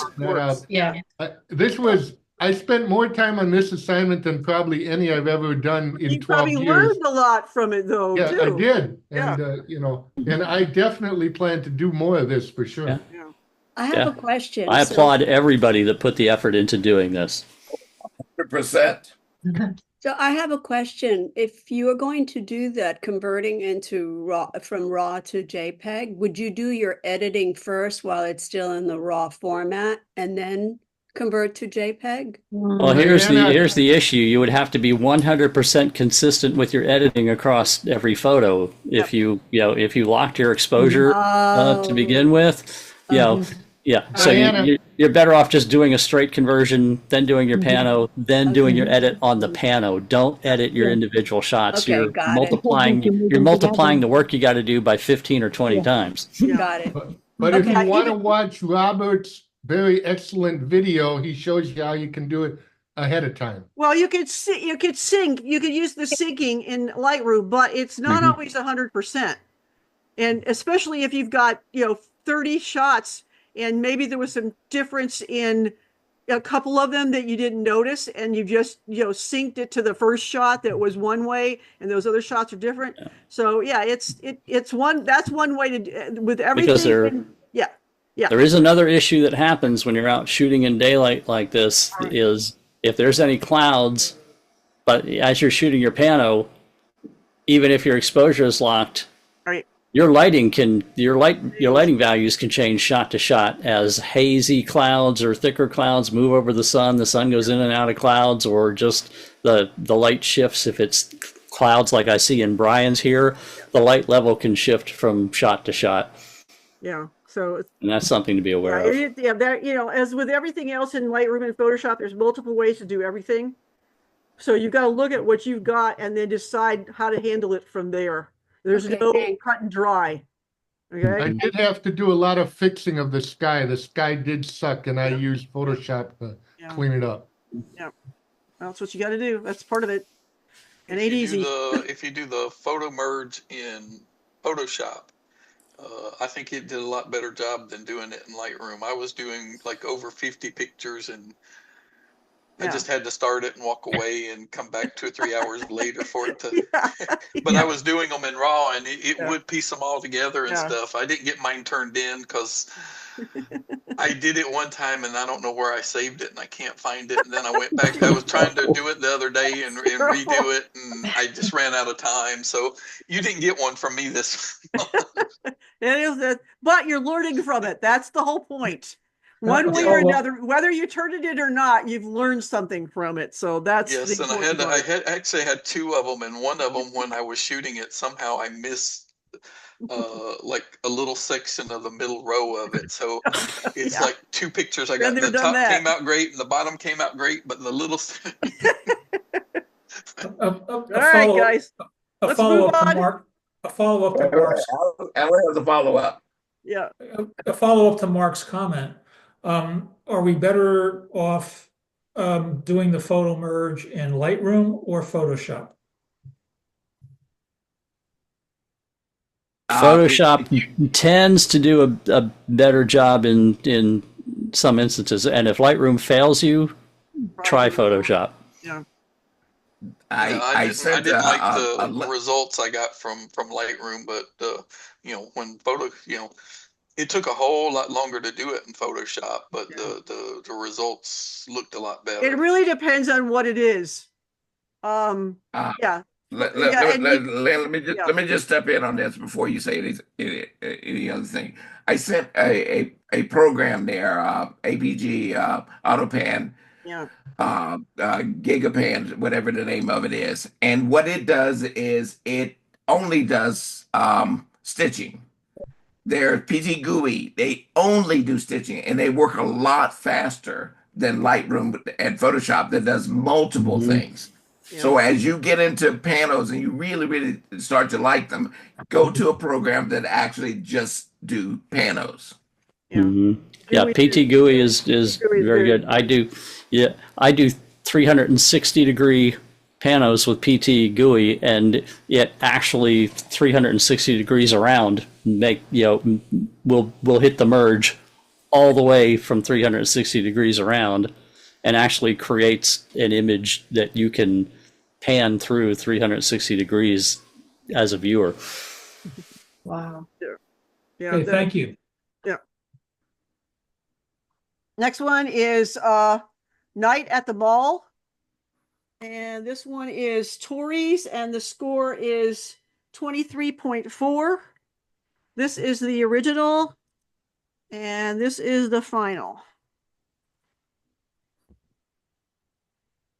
All right, so you used a wide angle lens on this one. No, I used the I think it was 18 to 55. 25 millimeters. You use 25 millimeters. Oh, okay. Yeah, 25. Yep. So is that distorting the edges? Yep. No. Right. Okay. Yeah. If you step back and use the little bit longer focal length, you would have less of that leaning in thing. Yeah. Yeah. Got it. And last but not least on this, give me a central place to go. Right now, I'm going to Starbucks. There's a lady which nothing wrong with that, which Robert. would, and that wouldn't be so bad if Starbucks were more prominent in the photo and didn't have the post blocking half the sign where it just says Ux. Yeah, coffee. find something. Yeah, something as the central. A focal point. Yeah, focal point. Right. Right. I mean, almost looks like a merry-go-round back there. I would have. It is. Yeah, I would have. It is a I would merry-go-round. have stepped over to the right That's and gotten that, made that merry-go-round your focus. Right. So I had go ahead, Rick. And if there's kids on that merry-go-round, security doesn't like you taking photos of it. Right. Well, she was so far back, they wouldn't be a creeper. Yeah, it would have been fine. So I had a photo that I wanted to submit, but I couldn't get it right. And there's a similar problem here. The walls are caving in. How do you fix that? Yeah. That's because it's the wide angle lens that's distorting it. Oh. Yeah, if you shoot, Yeah, like I the said, longer your focal length, the better you can control that. If you could go backwards and use a longer photo length, it still would be somewhat distorted, but not nearly as much as it is with the wider angle. This is a 25 millimeters, so So it needs to be at least 50 millimeters. Is that what you said? yeah, as long as you can get it, and then just if you Okay. even if you have to make more shots, Yeah. go back, take a longer focal length and take more shots, and it will be much, because you're taking such small little pieces. It puts Yeah. it all back together and it's straighter, Right. especially if you use cylindrical. Yeah. Yeah, just a quick background. I had gone to a beautiful springs, rock springs, and I took several panels up there, and they were so beautiful, and I could not get it to merge. So this was like the backup. This was the only one that would merge. So I was able to make it work, but the assignment was already over. So, but it turned out really, really pretty. Again, it's a learning process. That's what it's Oh, I all know. about, right? Even if we don't see the pictures, you've seen them and now you know how to do it. Yeah, That's the exactly. important part. It was a practice project. All right, these last four do not have any originals, so they're just the images without the completed. They're the completed images. This one is channel side pano. This is Lee's, and the score is 23.1. That building on the right-hand side is so dark over there. Lee, open that up, please. Mm-hmm. You talk about right here? Yeah. Yeah. Too dark? Yeah. That's a problem on both sides. That's Emily Arena, yeah. Yeah. He didn't distract you with the cruise ship. Yeah, he cut off. No, he did not. He chopped off the building that I left, but he didn't have this cruise ship. Now he's just got a dark Emily Arena. Yep.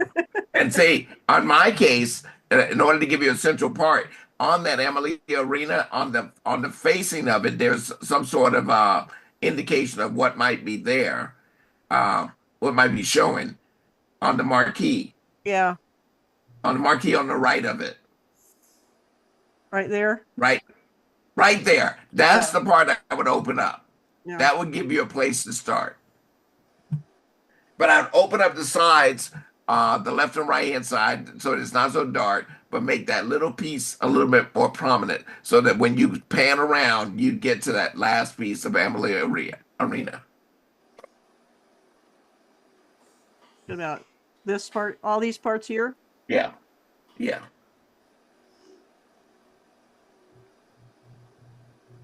How's that? Yeah, that's better.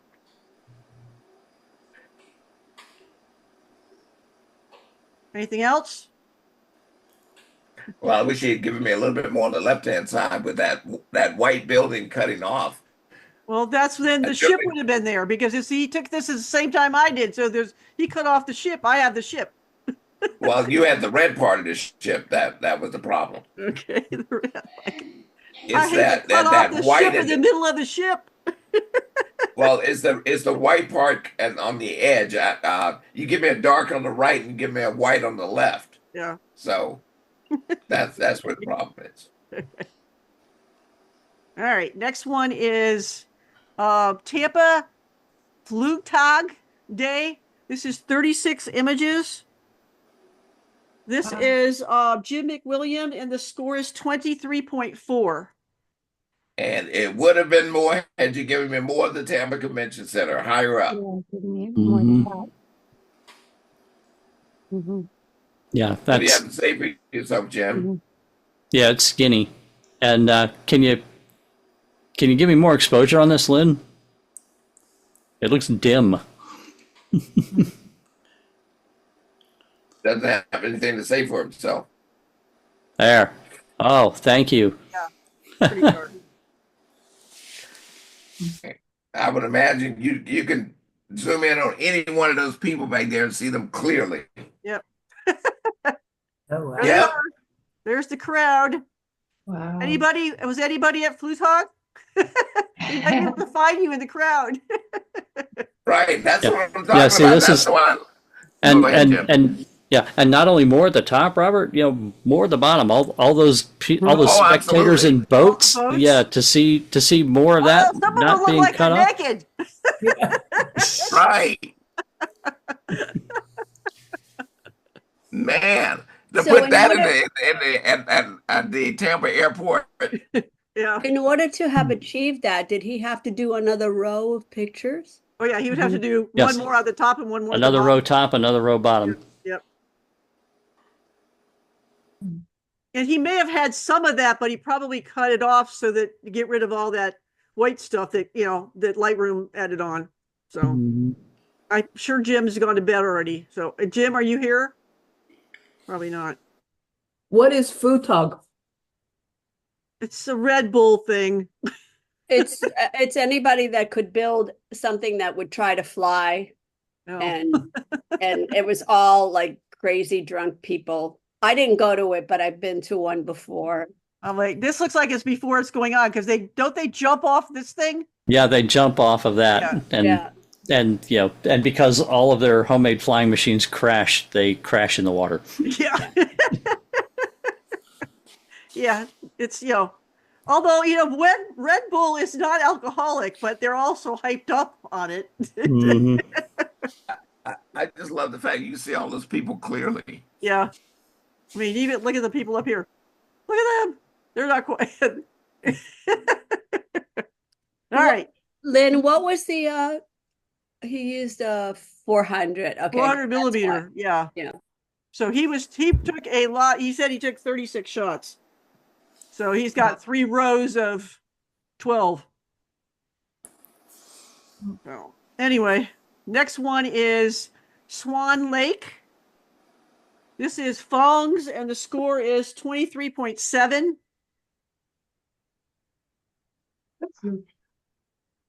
This looks like it. I don't know if she did layers or not on this. It's hard to tell. It looks like a standard single row panorama to me. Yeah. It does. Single row. It's not a bad shot. This is a case where I would love to see more sky in this one. Yeah. Mm-hmm. Absolutely. Yep. Yeah, it was an interesting sky. It could be cropped, closer to the water in the bottom and more sky would have, yeah, like that. And then more sky. Yep. The sky is actually working for you here. Yeah. Yeah, that's actually pretty sky. So, yeah, another row of sky would have been great. Absolutely. That tree would have been very prominent in Yeah. this one, but cut it off. And there's a tree on the far left. If it had been cropped into the tree on the right, you would have had, like bookend framing if you cropped into that tree on the right. Right. About the same as the other one. Yeah. Like that. Maybe it's late. We need to figure out who needs to be muted. Brush your teeth and let's get in bed, okay? That's Lourdes again. Tiffany. Or Tiffany. Tiffany needs to be muted. All right, let's last assigned is Busch Gardens Savannah. This is 16 images. This is Jim's, and the score is 23.4. Now we have too much sky. Yeah. Yeah, we needed more ground and less sky because what's down in the ground and the water and the rocks is what's interesting in this one. Well, there are some animals in there. They're kind of small. Mm-hmm. Right, it's because everything is up in the sky. Yeah. Mm-hmm. That one, way too much sky on this one. All right. On to general real quick here. Yeah. All right. The first one is the liftoff. This is Diana Rouse, and the score is 23.9. Diana had lost her hard drive, so she sent me images that are kind of small, so that's why they're all kind of low res. Better than nothing at all. Yeah, very nice image. Yeah, it's a great capture. Yep. Yeah, that's a great capture of coming off of that snag with the wings straight out, the feathers curled up at the end. His little foot. angled Why the grade? angled toward the camera, that's fantastic. But how come I got a 23? That's I- good for general. I don't know. General. It's You general. don't get that bonus, the assigned images get a +1 bonus point. You don't get that in general, so everything's running about a point lower in general. All right, this one is I'm not sure why the cancer patient Leslie. This is one where the title I don't know how to correlate the title to the image. You see the top of his head? Yeah. That's a 3D printer head. He had cancer. That bird had cancer, and they made that. Oh, okay. That's so cool. Well, we got a major problem here, though. You see the neck in the I've been waiting for Robert to I hit know, this. and I knew that was going to be an issue, but I didn't know how to not make it look like just a bad artifact. Are you talking about this here? Where the dark blends in with the black right here, yeah. The no separation. Yeah, yeah. I knew you were going to say that, and I don't know if there's but I didn't any- know what to do. So if it probably won't even be able to pick the subject because the black is so well. It's picked it a little bit. Just I don't know. Bring up the shadows a little bit. Nope, that's not gonna work. It's like totally. It's the opposite of blown out. But the background is all blotchy too. Yeah. Do something for me, Lynn. Yeah. Go to the curves.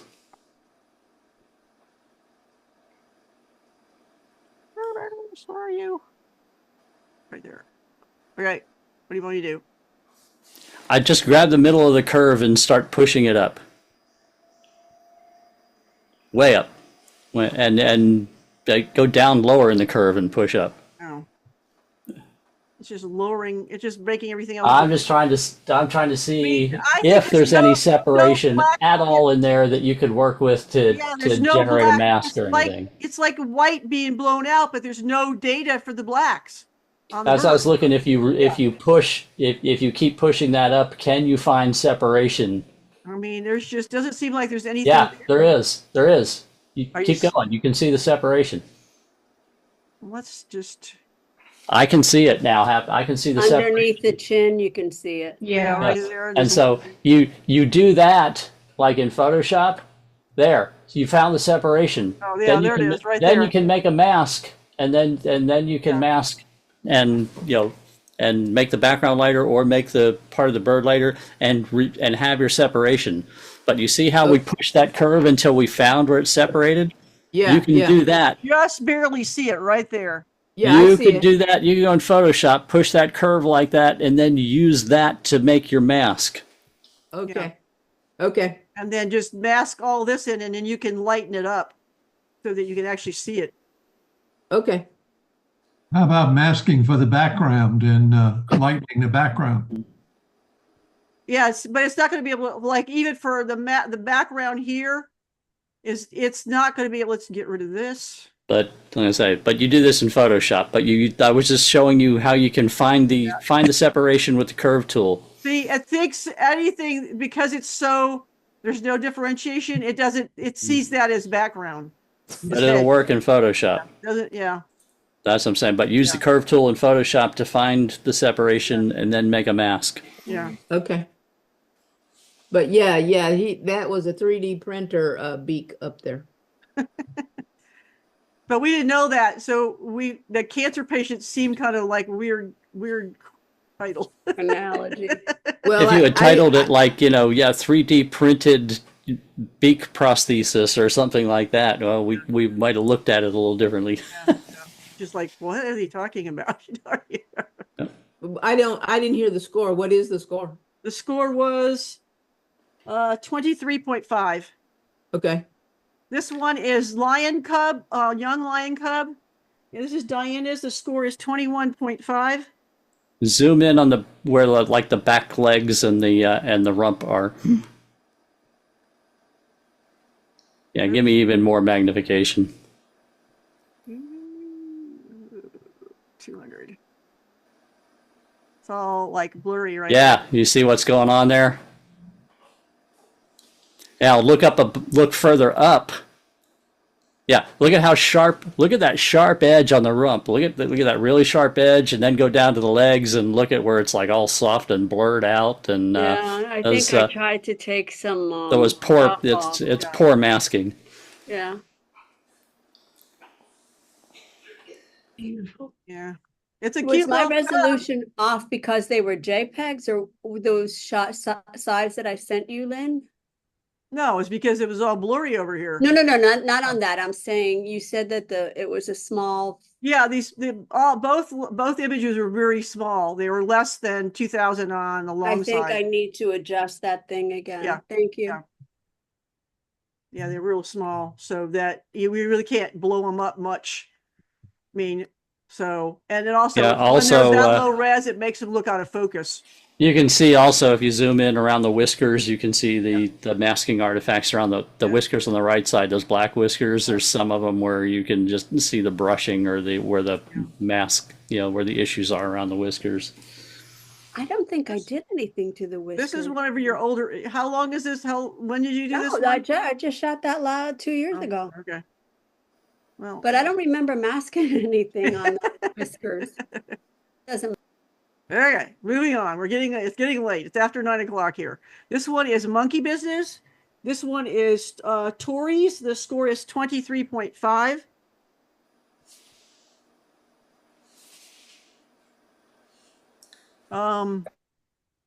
Tori, we need to teach you how to get rid of stuff. Oh, okay. Yeah, you should have got rid of these sticks.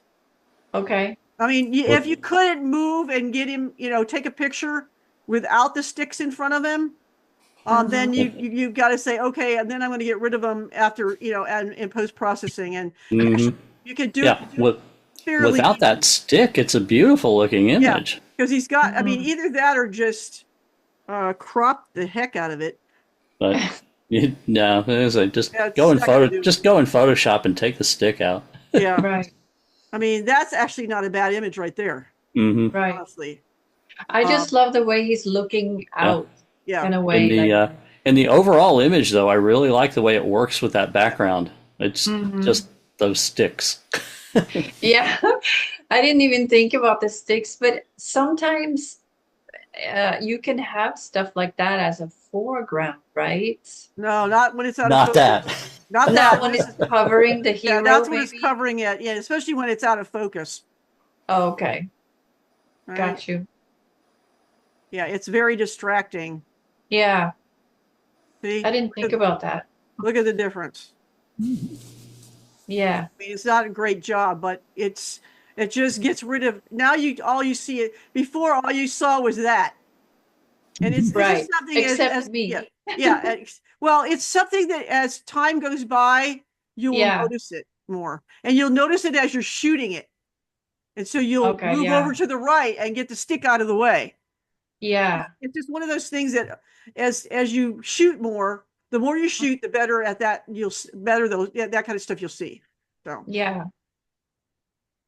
Yeah, I definitely didn't see that. It's just one of those things that it comes with time. This next one is Bison with an Itch. This one's Kathy's, and the score is 23. Full frame, please. That's a baby. Yeah, it's a little red dog. We call him Red Dog. Appropriately titled.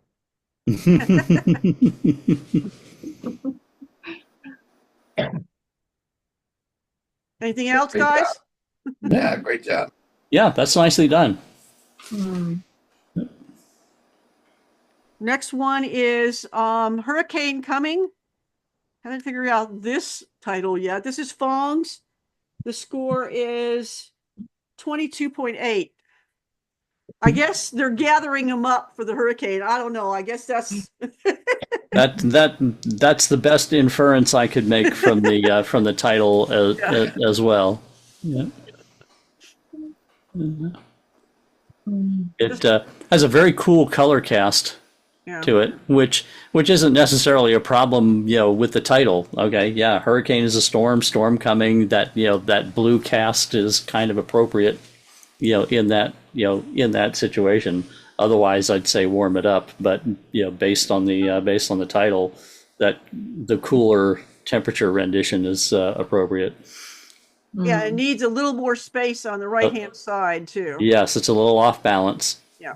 And it would be it would be less distracting if to take the foam bubbles out of the lower right-hand corner. Yep. For sure. I mean, yeah, just even if you just did that would be And helpful. pull it in on the left, and and at least you can balance. Yeah. Still, there it you makes go. them look like they're going to smash into the side. So a little kind of captured there. But although in essence, that's what the parents are doing. They've got the babies captured. So. Yep. All right. Next one is the face of a happy warrior. This one is Leslie's. The score is 23.3. Zoom in on the eye on the left side of the frame, which is her right eye. Okay. The hair is in wonderful focus, and nothing on the face is. It's shallow depth of field, and when you're shooting that wide open with the lens, you want to nail the eyes. It's the hair is that strand of hair is the only thing in focus in this image. It's. Okay. I love the expression Yeah. and everything going on.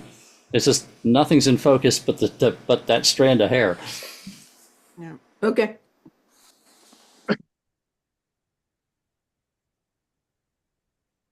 Next one is Blue Hour in Pueblo Bonito, Chaco Canyon. This is Jack's, and the score is 23.4. It's very blue. Yeah, I didn't think it was that blue. I have the same shot, and yeah, but yeah, it's definitely going for the that cool blue blue hour look. It's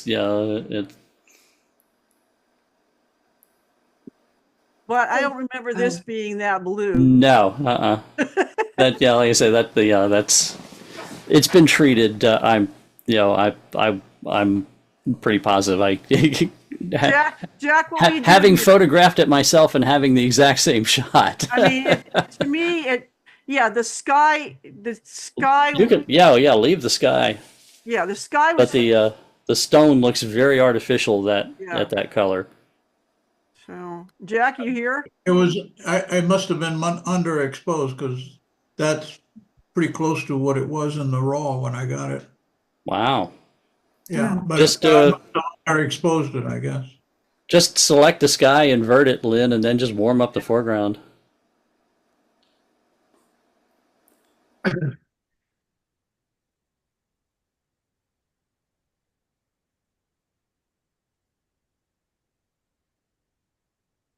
It looks more like what it should look like. Ish. It's actually even warmer in reality. I mean, that's like all red stone or red clay. Yep. I mean, we All could. right, then add some more magenta to it. Yeah. Like that. I mean, the sky could use a little work too, I think. A little more. Yeah. If you want to make that blue hour-ish. Make And it then you bluer. get that complementary, especially if you could even warm it up even more on the bottom. You get that you get those complementary, orange versus purple, yellow versus blue situation going on, which always works well visually together when you get the complementary colors happening. Yeah. So we started off with this, and we ended up here. See that, Jack? I see it. I see it. By the way, Jack, when you say it looked that way in the raw file, it's actually it can look very different your same raw file is going to look very different depending on the profile you have chosen. If, for instance, if you had the Velvia profile on and you're using that same profile to preview the raw, that's what it's going to look like. But if you switch it to a different profile to start with, your raw is going to look different. The way your raw looks is going to be based on the profile that you're viewing it at. And so your raw probably looked that way based on you were probably using a Velvia or a Vivid profile. So you're talking about now the grass is, the green stuff is actually green instead of like. And that's one thing. Were you using the Velvia profile? Yes. Oh, yeah, Velvia profile turns the shadows deep blue. Your shadows go super blue in the Velvia profile. Lynn, can you show us where that is? It's up on the. So you said you think you may have had it underexposed. That's not what it is. It's just looking at it with the Velvia profile. Okay. You can when you're in Lightroom, you can actually you can go up to the profiles and just choose you can choose a different profile to see the different variations of the raw file. Yeah. I will do that. I will do that. What was your question, Diana? He just answered it. I was going to have you go up to the top where you changed the profiles. It's right here. No, but I don't have the original. Yeah. So It's not a raw file, so it's not going to give you all the possible profiles. Okay, I can't do it here because it's not a raw file. Okay, got it. Okay, so we're going back to this one. Thanks for that tip. I didn't know I could do that, but I thought I liked the way it was in Blue Hour. Storm. This was called Storm Coming. This was my image, and the score is 22.7. Oops. Do you want to say something, Robert? No. To me, the half a post on the right edge just drives me crazy. Yeah. The half a post on the right hand side and the leading up to it. Oh, you're talking about this? Or that post right there. Yeah, that. Yeah. Okay. Yeah, I'll tell you what, I think this is beautiful, and here's the issue for me. Look at the top. That chunk of blue. Oh, okay. Right there. Now, here's what I got going on. You've got that beautiful T shape there, and on the top of the T, you've got all that grass area that goes all the way across the frame. You got the fence goes across the frame. You've got that area of grass going across the frame. You've got the mountains, the lava domes technically across the back of the frame. You've got all these lines there, and they're skinny. Then you have that dark band of clouds above the storm, and then you don't have anything else that follows that layer. Then you just get kind of puffy clouds and a piece of blue. Pull the top down just till you get to where the dark part of the clouds is in a crop.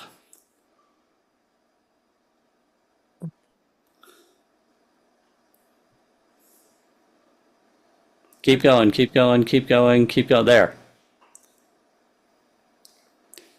Now look, you got the fence. Look at the layers you have going on in the background. How they, that big chunk of sky was just killed that layering effect for the sky for me. Now you've got these almost stripes of different things going across, starting with the fence as a stripe, the grassland is a stripe, the hills are a stripe, the dark clouds are a stripe. Yeah, you've got that great effect with this T shape leading up to it. Okay. Thanks. Wonderful. This one is a bit camera shy. This is Sylvia's. The score is 22.1. I do. Oops. Hold a second. That almost looks like a painting. I'm so distracted by the fact that the background looks like a hand-painted muslin background that kind of weirdly goes into rocks in the foreground. I love the I love the primates in there and what's going on and the expressions and everything, but the first thing I see with this is I just think it's okay, something's weird with the background and I have to drag my eyes away from the background to see what else is going on in the picture. Well, I put it as altered reality because I Mhm. I did change the background but in order to ground the primates on something, I took some of that off of the rocks that they were sitting on at the Mhm. zoo. So because if you put the textured background or the changed background all the way around, then they're just sort of floating. So Right. Mhm. that was my thinking Yep. when I did it. I don't know why it looks so light on there. I don't remember. Sylvia, are you all right? Yeah, I'm fine. Okay. Your voice sounded like you might have had a bad cold. No. Okay. Sylvia has a good cold. Jim, in that shot, if it had been a gray background, I mean, instead of the green, would that have helped with the rock thing in the bottom? I don't know it. Right. Like I say, that the first thing when I looked at it, is that it looks like it looks like it looks like an old-fashioned hand-painted muslin backdrop, which is just so abnormal for what I would see these creatures in front of it. It's like an old-time studio backdrop. The expressions are awesome. Yeah. Mhm. Yeah. Yes. Okay, Sylvia, you want to know my assessment? Oh, go ahead. I'm getting tired. Oh, no, I'll leave it for next month. No, go ahead quickly. You see where the rocks meet the buttocks in the back? This one or that one? Both sides. Yeah. Give me texture all the way across there. Give me back realism. Mm-hmm. Then I would tell you this is a great shot, a studio shot that you did of these two animals. I'm not sure what I would be convinced that you shot it in a studio. And that's not a bad thing. Yeah. Is that it? Nobody got it right. No, what I'm saying is that you see what the texture is right now. The texture stops right in the foreground. Take it all the way back to the back, just almost to the back. All the way to here. Yes. Basically, yeah. Yes. Yeah. Then it would be convincing. Yeah. It came too far forward. So if it was like back here, so like Yeah.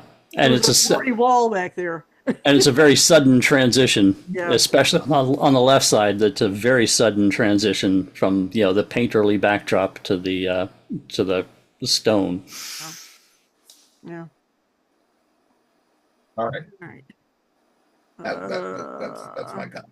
Okay. Next one is enhanced Mongolian poppy from Longwood Gardens. This is Tony's, and the score is 23.7.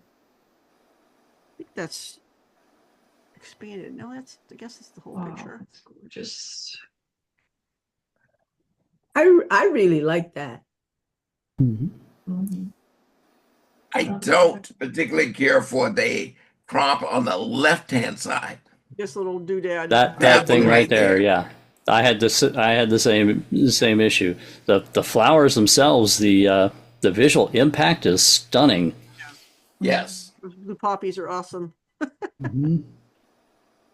if you take out that little bit of piece there, then I find balance. I actually thought that was yours, Lynn. That's Tony's. I haven't done that in a while. I really, really want to go back. They just opened up the whole new area at the Longwood Gardens as of today or tomorrow. Where is that, Lynn? Longwood Gardens in Kennett Square, Pennsylvania, just outside of Philadelphia. One of my favorite places in the world. Okay, did you do focus stacking on that?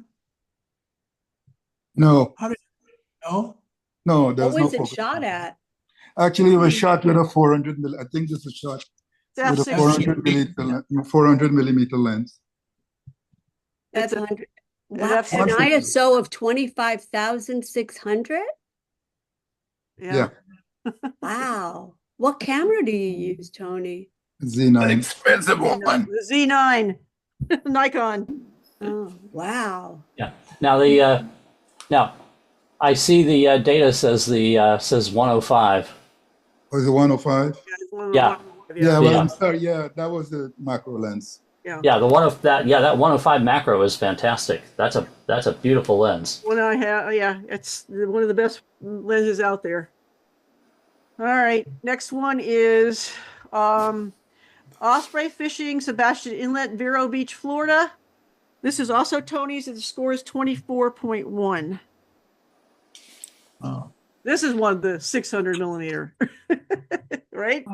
Yeah, and look at the exposure. Those highlights are not clipped. There is detail in every feather in the white, which is fantastic, and that freezing that motion there. Yeah. Did you guys see the shutter speed on this? By the way, you bird and wildlife photographers. Always shoot at 3200ths of a second, or Yeah, I do. 2000th. I shoot fast. That's the only way you can stop it. Yeah. Did he catch the fish? Look at that. Look at that and learn. Yeah. Did he catch the fish, Tony? Did he catch the fish? I don't think so. Yeah, most of the time they don't. But you caught him. You caught him. That's a fantastic capture. Yeah, awesome. All right, guys, that's it. Night, night. Just credit where credit due. This was a fantastic assignment, and it was Robert's idea, and he owned it all the way through. Yep. Yeah, I enjoyed it. I agree. I really enjoyed it. That was a good one. I agree for sure. It was not easy, but that's, it's not always about doing the easy stuff. So. Oh my goodness, though! But the results that you guys put in, even though they were slightly off, is really, really good. I've got to go eat dinner, you guys. Have a wonderful night and a happy Thanksgiving. Yes. Happy Thanksgiving. Happy Happy Thanksgiving, everybody. Happy Thanksgiving. Thank you. All right. Good Good night. night. Good night. Good night, Dick. Bye, guys.